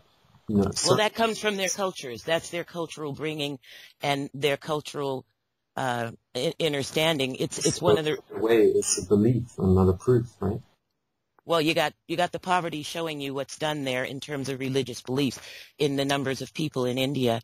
So I'm not debating it. I'm just adding what I do recall of any of those strict judgments that we make, even right now, not tightening that thread too tight so it doesn't play on whatever we're really trying to correct here. That's a very good point, because, I feel like I may have done a disservice. But No, you didn't do anything. You just helped me bring this out. You didn't do anything. You just helped me bring out this remembrance when you made the comment. It's nothing that you did. It's just something that was hidden back in what I recall. And there was another thing that came up with that as to how the colonized American blacks here, when they got into that pattern of the whole say it loud, I'm black and I'm proud, it may not have done everything it was supposed to do here in the continent of the Americas, but what it did was it uplifted souls in places like India for those type of people who were repressed and suppressed. So them seeing the images gave them another hope. So there's always cycles of what we as individual or groups experience to continue the upliftment of humanity. And I'm making that comment based on Sevan yesterday asking the question on his show, what can we do? What is the solution here? Because you're right. Is that a belief? Is it an accepted belief? Well, it was a rampant belief in their culture, both in the Hindu and Brahmin, but they'll say they have the most spiritual essence of all these things. So I'm just pointing that out for a moment. That's it. Yeah, that is good to point out, and I keep being brought back to Plato and his knowledge, ignorance, opinion, understanding, and gnosis, knowledge. We have to identify things for what they are. While systems in themselves may be built on reality, one for me, it's just the pain of these thought processes and animals.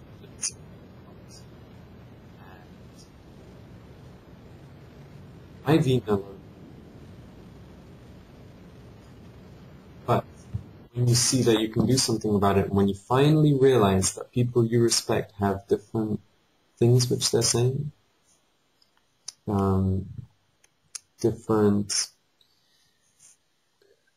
very different opinions from the mass, then you have a window to, eat whole food. And I'm not, discrediting anyone.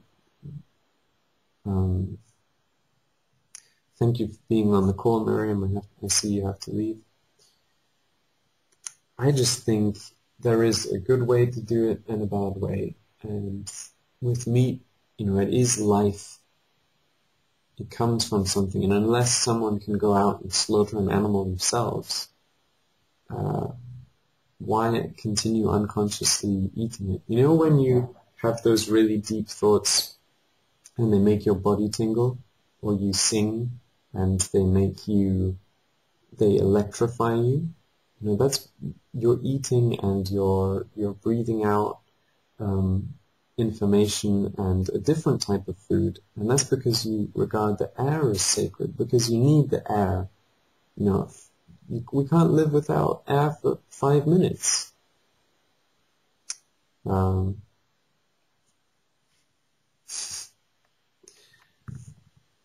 yeah, when food is scarce and situations are dire,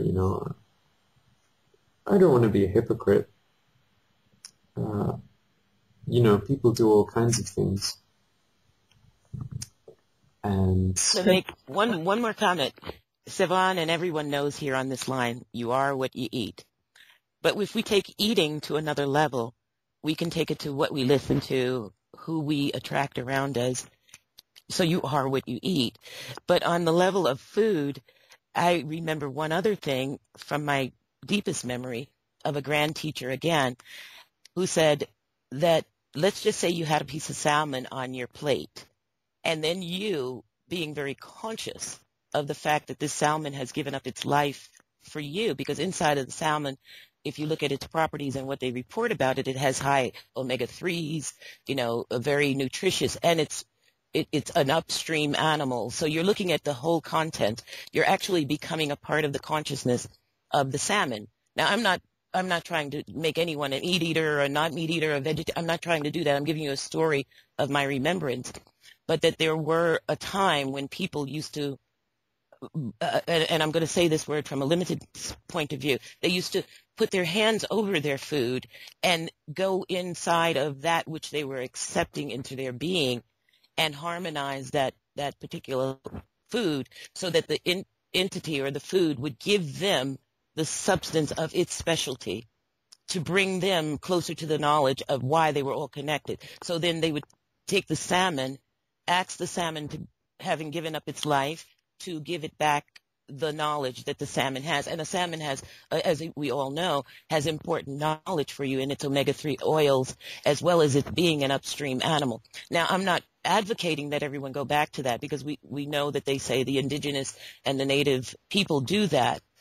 I'm just giving you an answer for the time of why there were certain reasons for hunters, gatherers, berry eaters, or even the meat eaters having to come forward. And just so that we can broaden the spectrum of our awareness and acceptance of all cultures to some degree, even though we may be on this course of trying to get to breatharian stage so that we don't continue to gorge ourselves on every type of living substance or living animal.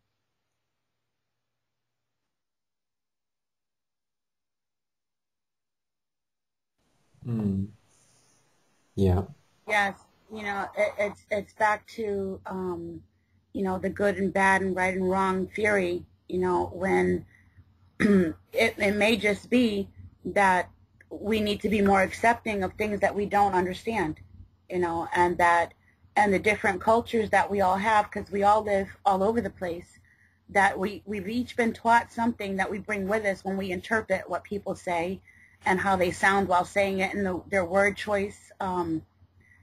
So if I want people to accept who I am and that I choose not to eat meat, I need not be judgmental to clarify or make who I am or what I do valuable by saying that someone else shouldn't or is bad for doing so. It may very well be that right where they are in their space and time with their development under whatever circumstances, that it's very valid and it's good for them to be doing whatever they're doing at the time, whatever choice they're making, and being able to recognize that I'm helping to deprogram myself.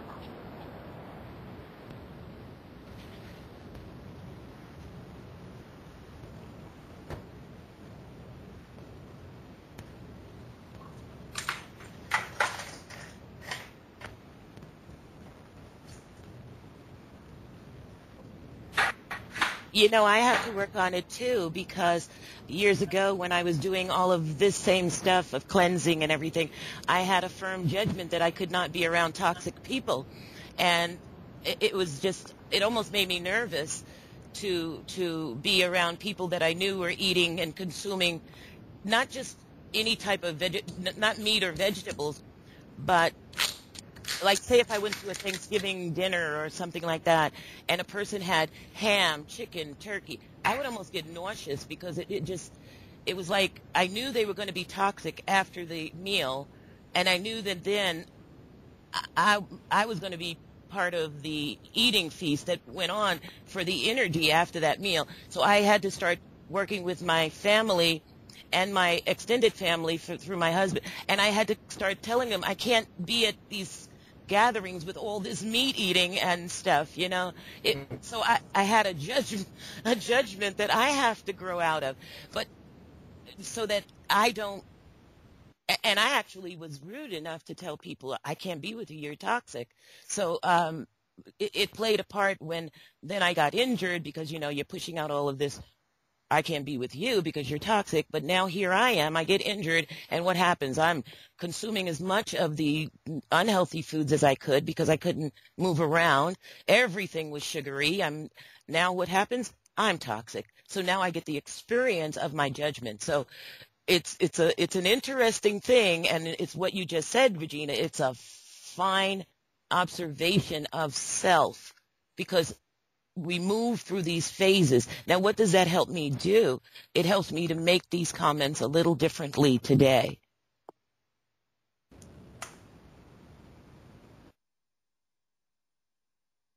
And my initial comment was meant in the spirit of the universe, looks at us, and if we come up with the excuse that, oh, I'm just doing it because my culture and because, this and that, it'll look at us and say, I'll find someone else. So I did want to welcome you, James, to the call, and of course this is a very hot topic.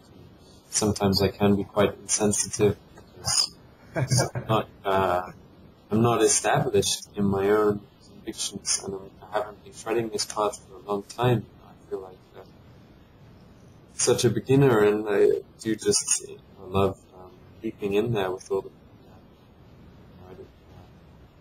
the one thing that's coming back to me at the moment is the tarot card, the zero, which is beginning quest, and It's like the baby who's protected or can breathe underwater, or not breathe underwater, but survive underwater for longer than professional divers and so on. And that we can, walk through these circumstances where others who are more unfamiliar with would think, wow, you're going to get eaten up. But anyway.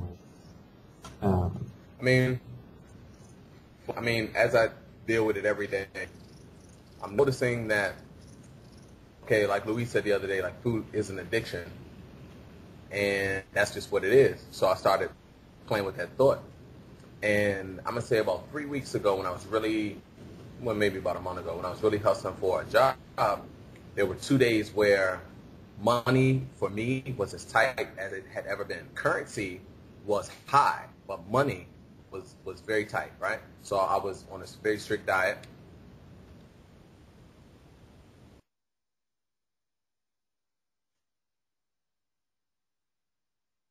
Yeah, and it's this line between... I want to spend money for extra stuff. Couldn't, right? And for 2 days, I noticed like I was on the verge. I was waiting for this call back. James, you're breaking up a little bit. Normal.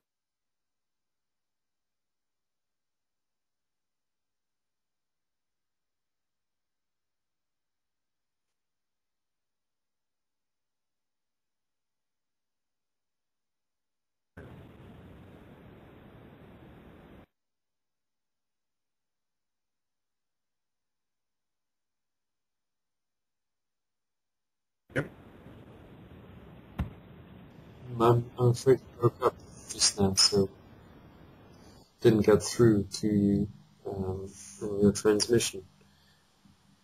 Whew. Oh.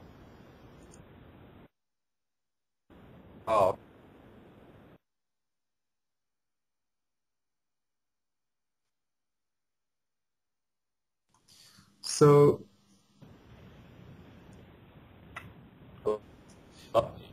hey James, you're still breaking up.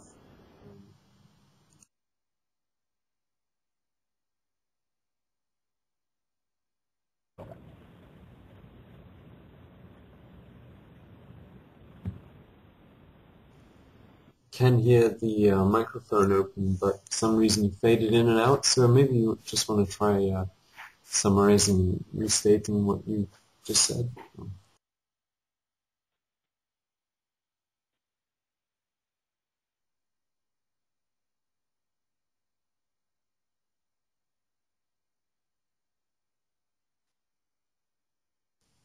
Okay. Oh. Wow, it's a...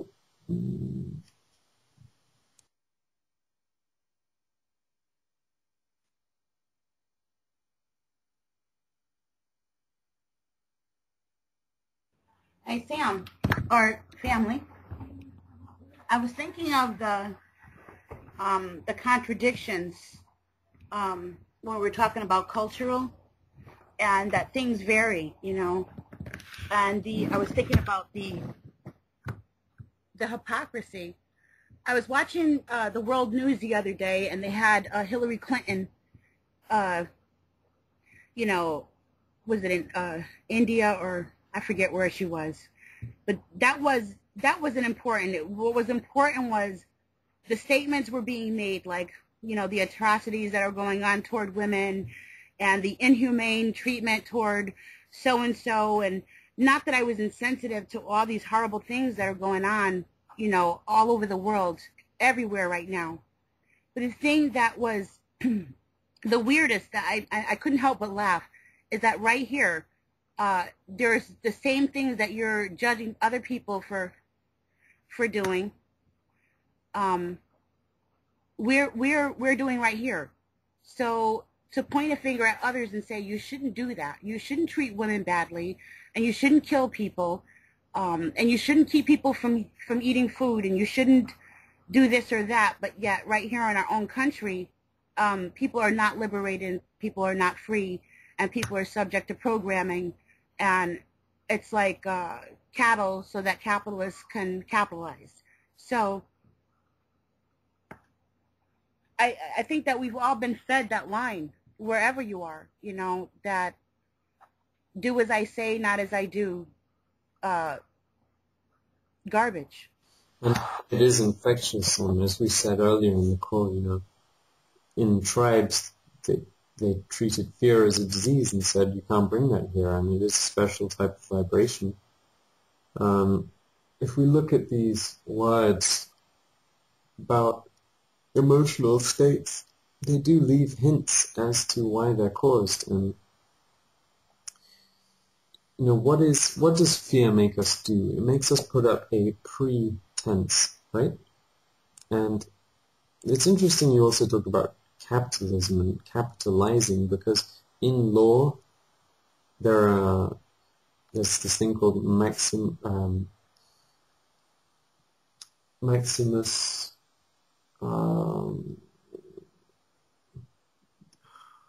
I'm sorry.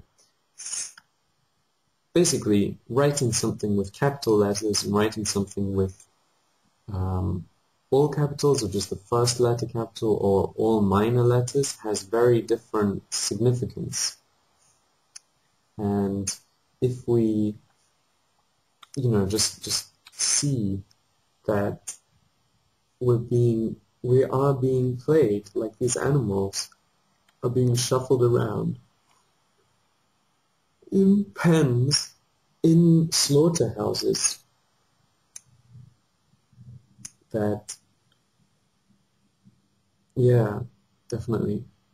Caroline just typed that your name is all capitals on your social security, and it is on your credit card as well, and on lots of different things, and it means, you know, you're agreeing to be an artificial person. And when you see, you know, these things, they should remind you. I want to get to a point with people where they can't ignore this reality merging with their own, where they can't ignore that this is happening, because what seems to be the problem is that it doesn't appear real to people.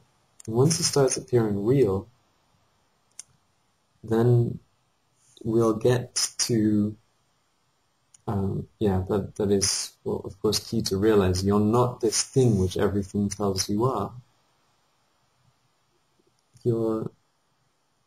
I don't even know what you are, whoever's listening.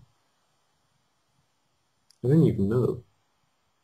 It's for you to come up and surprise the world. And you're constantly surprising it, not by trying, but by just being, by just going with it. And constantly feeling and thinking in the now, and not getting stuck with these cycles. Like I said earlier in the call also, you know, why is it that babies are so blissful? And I simply believe until they learn the construct of language, they're in the now because the light travels through them perfectly. Well, not perfectly, but in a more perfect fashion. And once they're loaded up with all these concepts and constructs and languages or lunar eggs, then that's some interesting etymology you can go through too.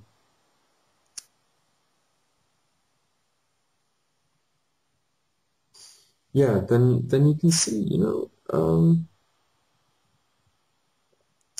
where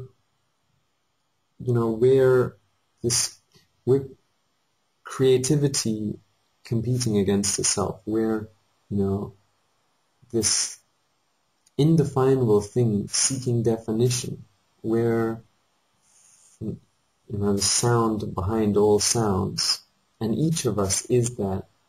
And it might be a blasphemy now, but soon it'll be a commonly realized truth.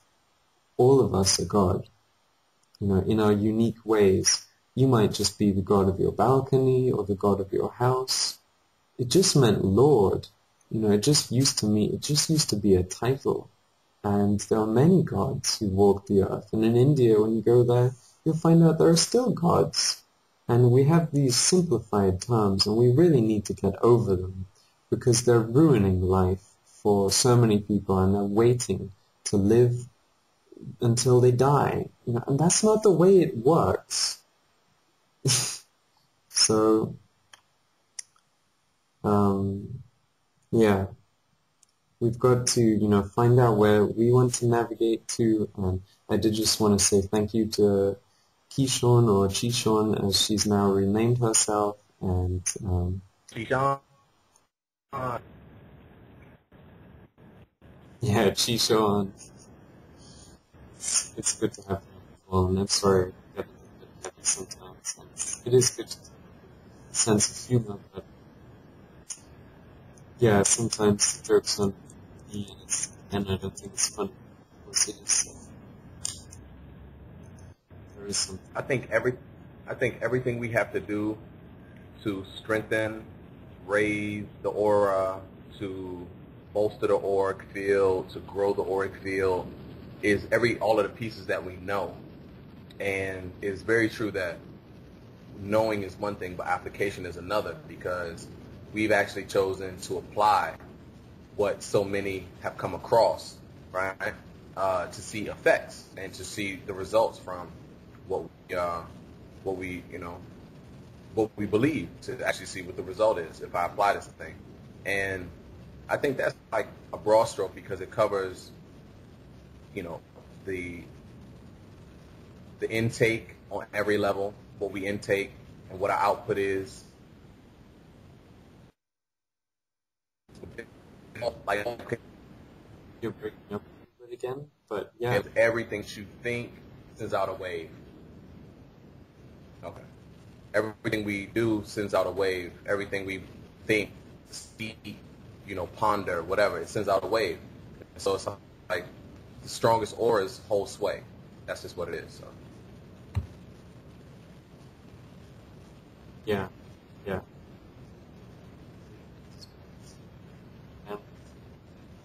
So, with the gene, then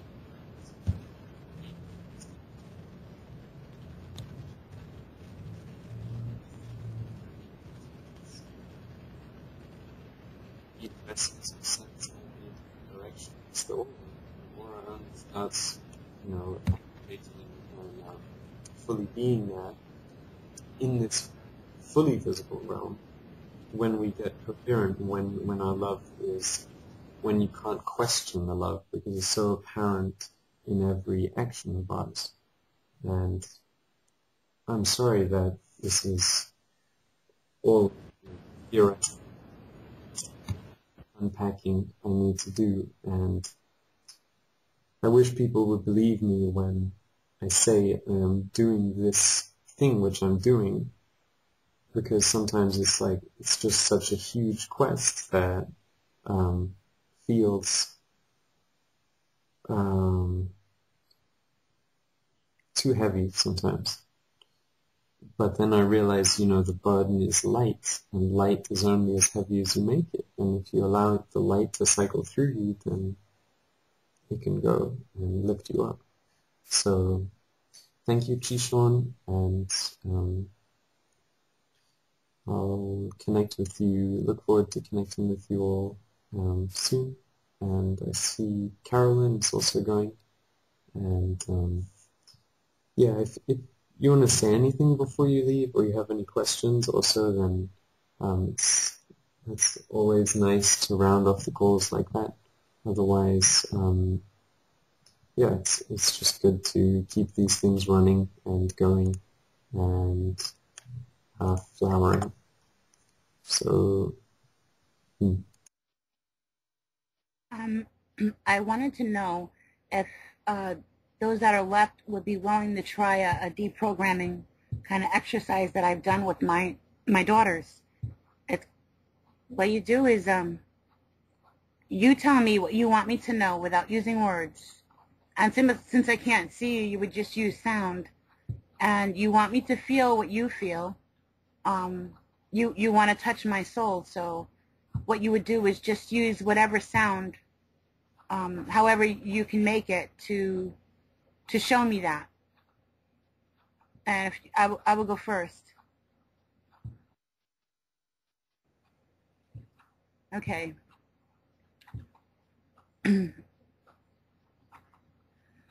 Uh-huh.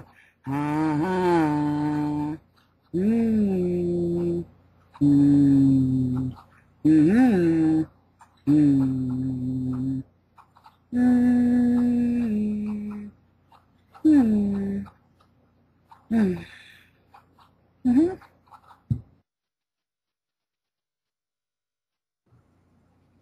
And that would be it. I definitely picked up a message there. Let's see what everyone else makes of it. Great.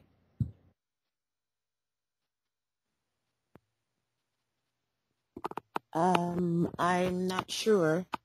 You said interpret your soul? Maybe we can just leave it for the listeners and all make our own sounds and then let them interpret it. Because, once an interpretation is applied, then people will say, oh, that's right, that's what I thought too. And,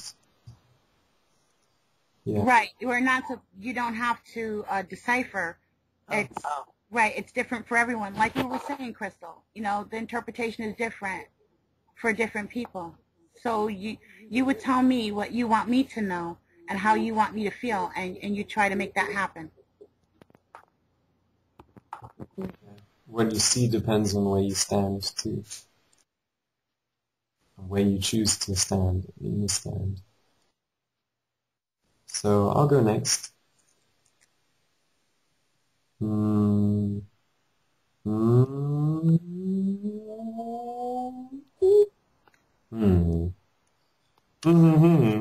Ah. Ah. Ah. Ah. Ah. Ah. Ah. Oh. Oh.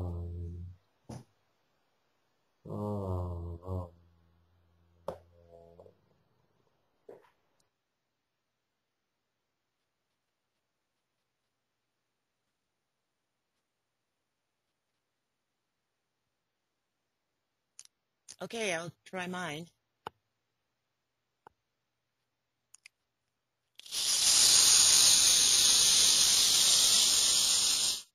Yeah.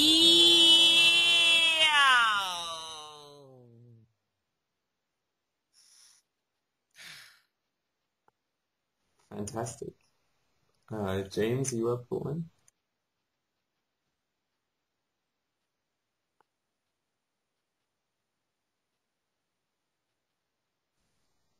That really made me tingle, and I get the sense that our body does give us this feedback very often, and when we do start getting goosebumps and do start tingling, it's our body saying, yes, like that, in that direction. Keep going, more like that, feel it, move it, get up, out of your seat, start moving to it, let it adjust you, and play with it and see where it leads you. I sense it to be the beginning of regeneration when we get that tingling, and then it's will we follow the tingling or not?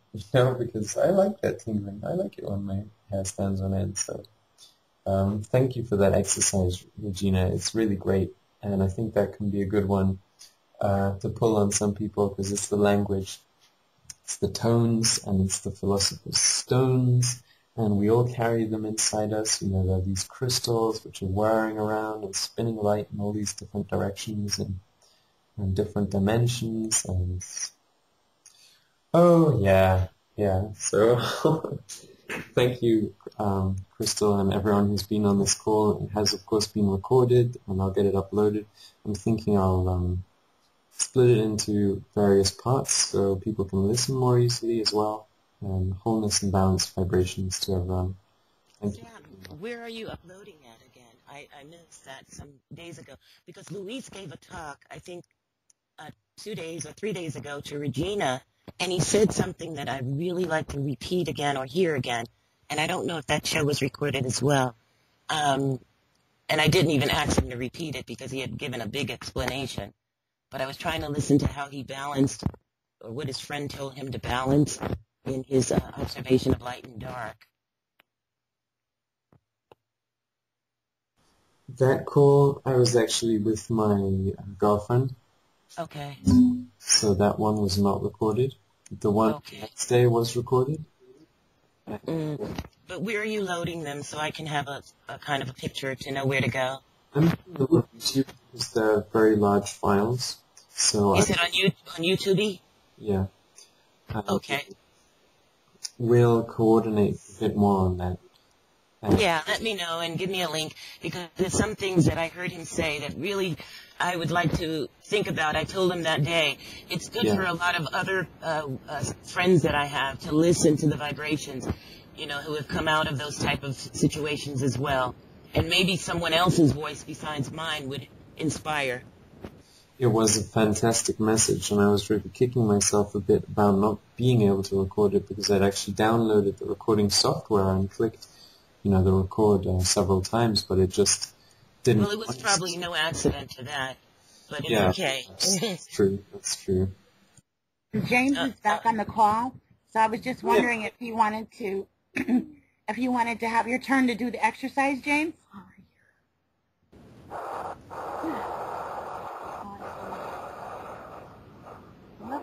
All right. Any sound I can come up with, right? Anything that you want to portray through your heart. It's my signal is kind of iffy, so. It's okay. All our signals are iffy. If you're with me. All right.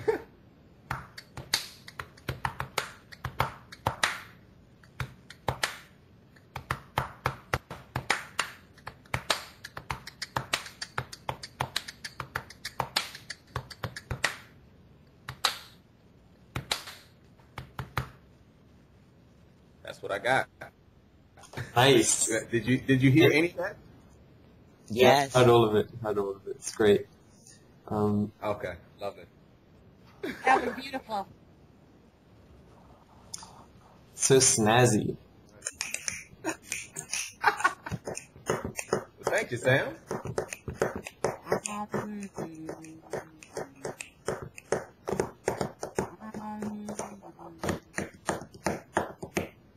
Man, that was inspiring. Thank you, James. Thank you, Crystal. I feel really. You're welcome all.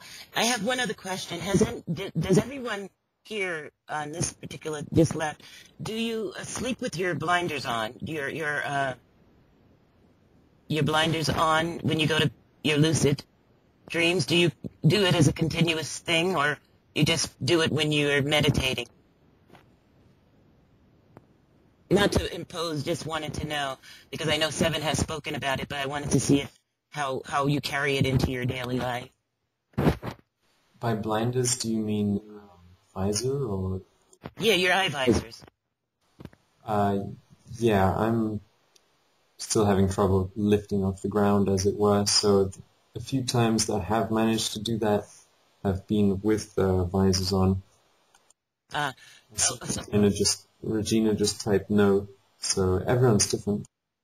Oh, no, I know everyone's different. I was just checking because I'm thinking about deprogramming as a topic, and I was just trying to interrelate how many people, you know, utilize that as a tool or has made it a habit, or at least continue to go in there, because there is a big thing, you know, sometimes going to the void and facing the darkness, but making yourself comfortable in that space of deeper sleep is an old tool that I attest to. So I was just thinking about it in terms of deprogramming and what the normal body wants to go through. And I just thought I'd speak about it in here.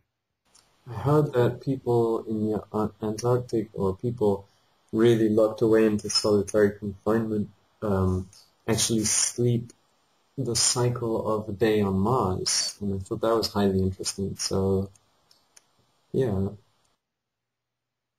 Just a thought. I was just checking, and I could have asked it to everyone just to give you a ponderance, but like I said, it's something I had to test to years ago and still do. I even looked at that site where they came up with they're still gathering people before they put those, I think, REM blinders on. But I don't know if I want anything mechanical. I just use regular, everyday type, you know, myself. But the deeper sleep and the deeper letting go of the human aspect. Yeah. I'm not so sure about technologically aided spiritual states either. I think it can develop and make a crutch. And the way I see it, we can use it to help people realize that they exist, that these altered states are available to them, but they need to slowly come away from those too and not make it like a machine dependency. Yeah, yeah. I saw them. I did look at the site. The site is a really good one. I guess when they get the projected number of people that they want in there for those what they're trying to make, Is that it'll be. Kickstarter crowdfunding? Excuse me. Is that the Kickstarter crowdfunding? I heard 7 or so wanted to make some.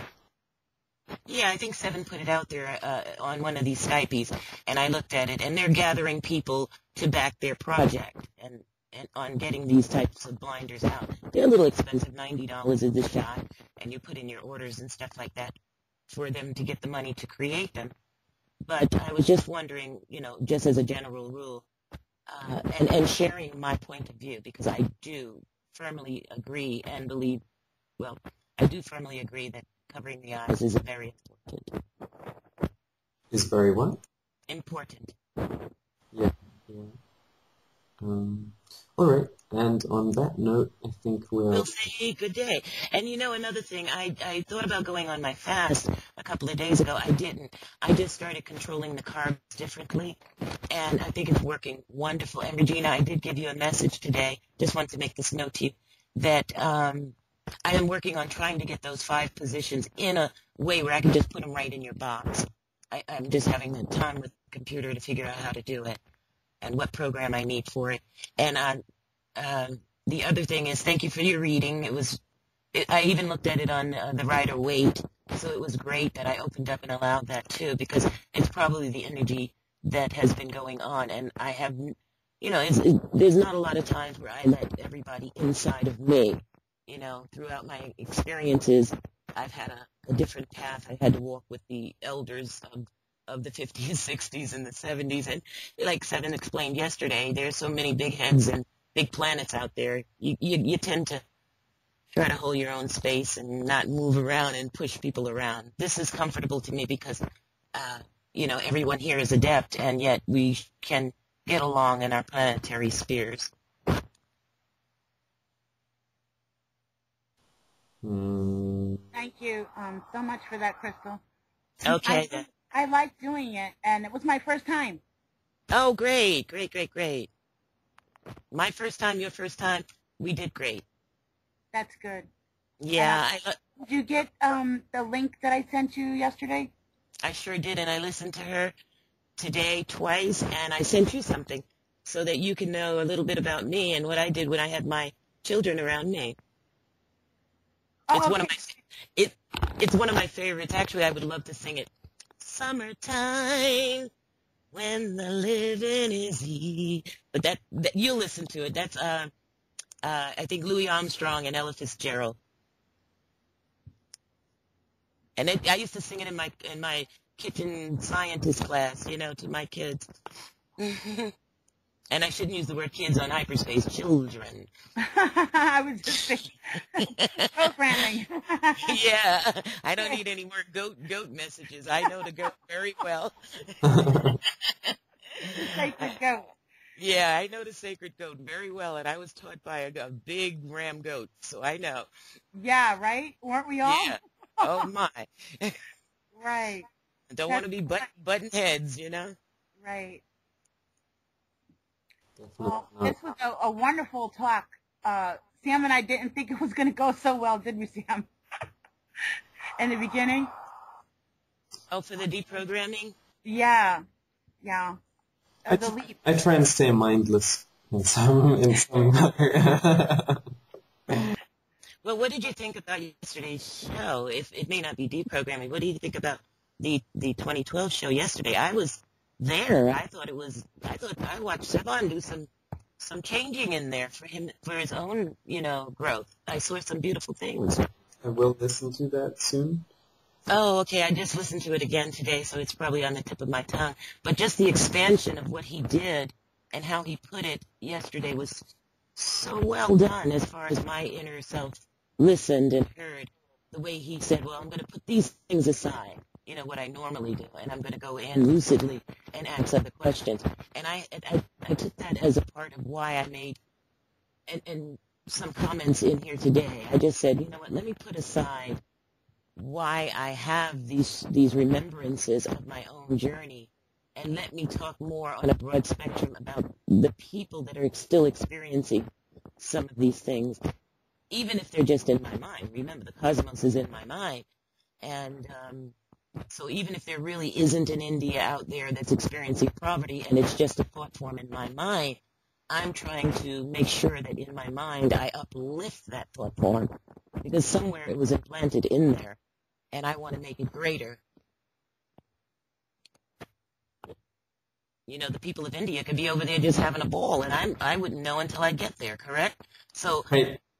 one of the reasons I like to navigate or travel is so that I can have those experiential types of experiences that I can bring into wisdom, instead of just talking from a television program or somebody else's word, like, taking your comment earlier about Hillary being out there, Hillary the hypocrite, because basically, in all essence, she has an agenda. There are people, like Sevan says, that have life experiences right here in some of these colony states who have to and should be able to get out and bring the gifts that they have. But yet we have a lockdown of borders because you have all of them wanting to go and still colonize and indoctrinate. So it's a lot of hypocrisy on all the levels of spheres. I think James put it simply just now when he said it's the biggest astral. Whoever has the biggest astral gets the astral space. So to the degree that I think Seven mentioned yesterday is how they're always doing each other in to get to who's going to be the leader, So that was just I just listened to it, so I guess I'm just rolling it out. Yeah. I'm feeling really inspired now through this talk, and I'm just gradually getting to a stage where I can break through a lot of those shells or S-hells, and like Regina said, becoming more vulnerable and being more, putting more out there through working authentically. And yeah, I am so grateful to all of the members, and especially Savon for setting all of this up, should I say James, and I just think it's a wonderful thing, and I see a great future panning out with all of us and getting more and more involved and organizing and co-creating, and we do have a lot to work through. But I don't have knowledge of how to do videos or digitals or graphics or any of that, but this weekend I was thinking I need to get a video going of myself in terms of, the changes that I've done in my own body and I don't have a before and an after. What I have is just me now, but I'm going to start studying that part of how I can sit in front of a video camera and at least show what I can do now as to what I could not do with my injury, and then point it in the direction where I feel the most, even though I have allies and masterful energetic thoughts on all levels. I want to see what I can do. That's a really great thought, and you can inspire others by doing that. And it's like I was just talking to Carolyn earlier today, and she was saying, the same thing. To keep track of her journey, where she's going, even if it just begins as a dialogue with self, it will morph and transmute and reach higher levels through that love and compassion and really digging in there. Yeah. Yeah, it's like I told Regina, she has a certain tone that'll be like if she's doing it right now with her daughters, but can you imagine how many children would want a mother like her who are closed in? It's how I felt when I was working with certain, children out in the Northwest, and there's a certain level of mountain people that really, they got to come out of certain shells too. And being around me, I can open those ways up for them, a lot of the young mothers and things like that. So those are the gifts we share as we go by naturally in our life. But just be remembering it and being conscious that we did it without any rewards, without anybody witnessing it for us, because that then brings the witnesses of the future, because you acknowledge it within yourself first. And then when you're moving, as we have met here in this future, as your future keeps expanding, your witnesses are already right there with you. They're right there present, and they're changing because you're actually changing.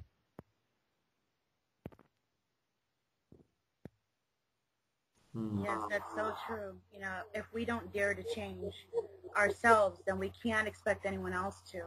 And if we are expecting to influence or touch, not so much influence, I don't like that word. If we're expecting to touch or to coexist or to help others, wherever stage they're in, how can we do that without being willing to be vulnerable ourselves? How can they be vulnerable with us and trust us to open up so that we can exchange information? It just doesn't happen that way. It ends up with the, you know, the dictatorship and the do as I say, not as I do, and it's distorted. It's a distorted signal, and it's all a part of the programming. I call it the part of the Hippocratic Oath system because, you know, of course I had to go in there deep, as I told you the other day, and really look at the whole reason why I almost geared myself toward being a physician and hung around many of them, and yet I'm one that won't even take a pill, per se, except a baby aspirin now and then.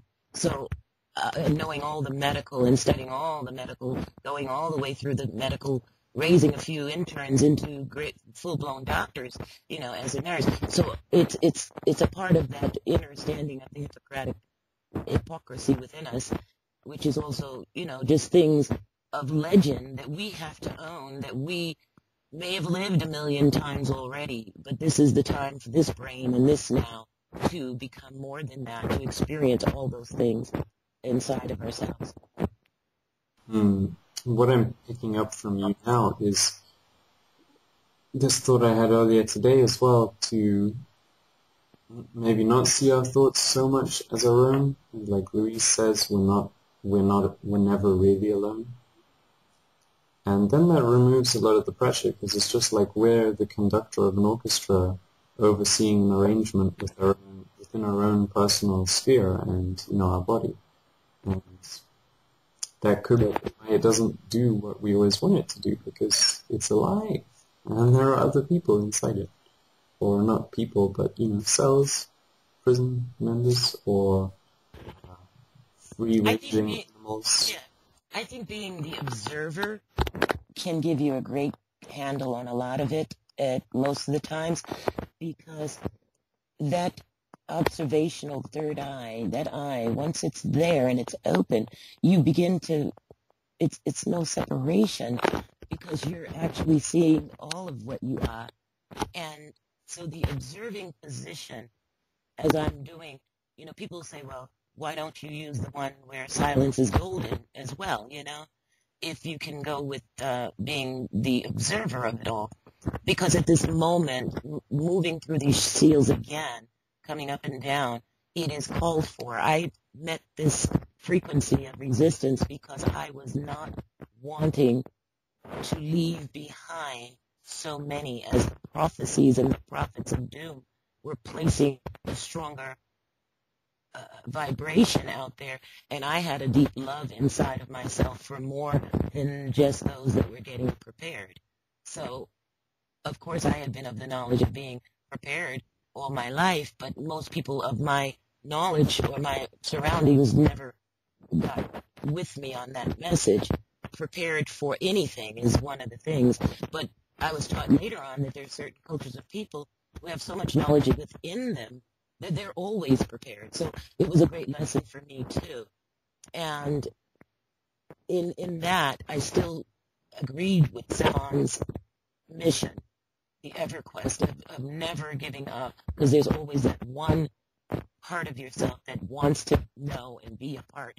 And so we in our hearts can collectively bring up all those as we expand, who even we didn't touch correctly in our past, but at least in our hearts we have a connection to getting them in case, just in case, things get out of hand for his quest of getting all these entities together to do something here at this present time And so that was one of my major reasons for being here, where maybe I have failed in not failed where I condone myself because I have no regrets, but what I mean is where I wasn't able to bring the energy all the way to its completion because I had a different inner agenda.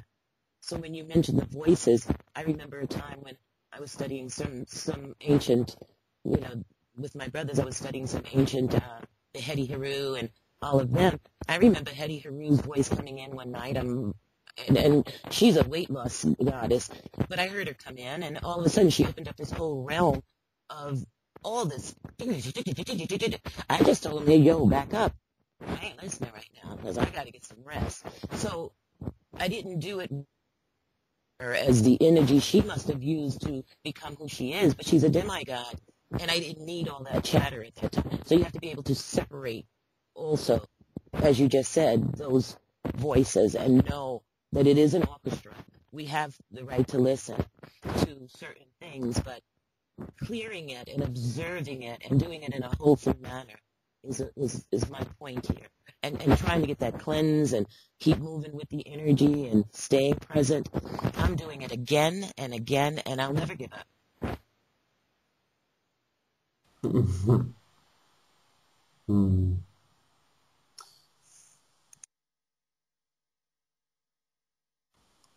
So I just have one last message. It's going to be a coded message, though.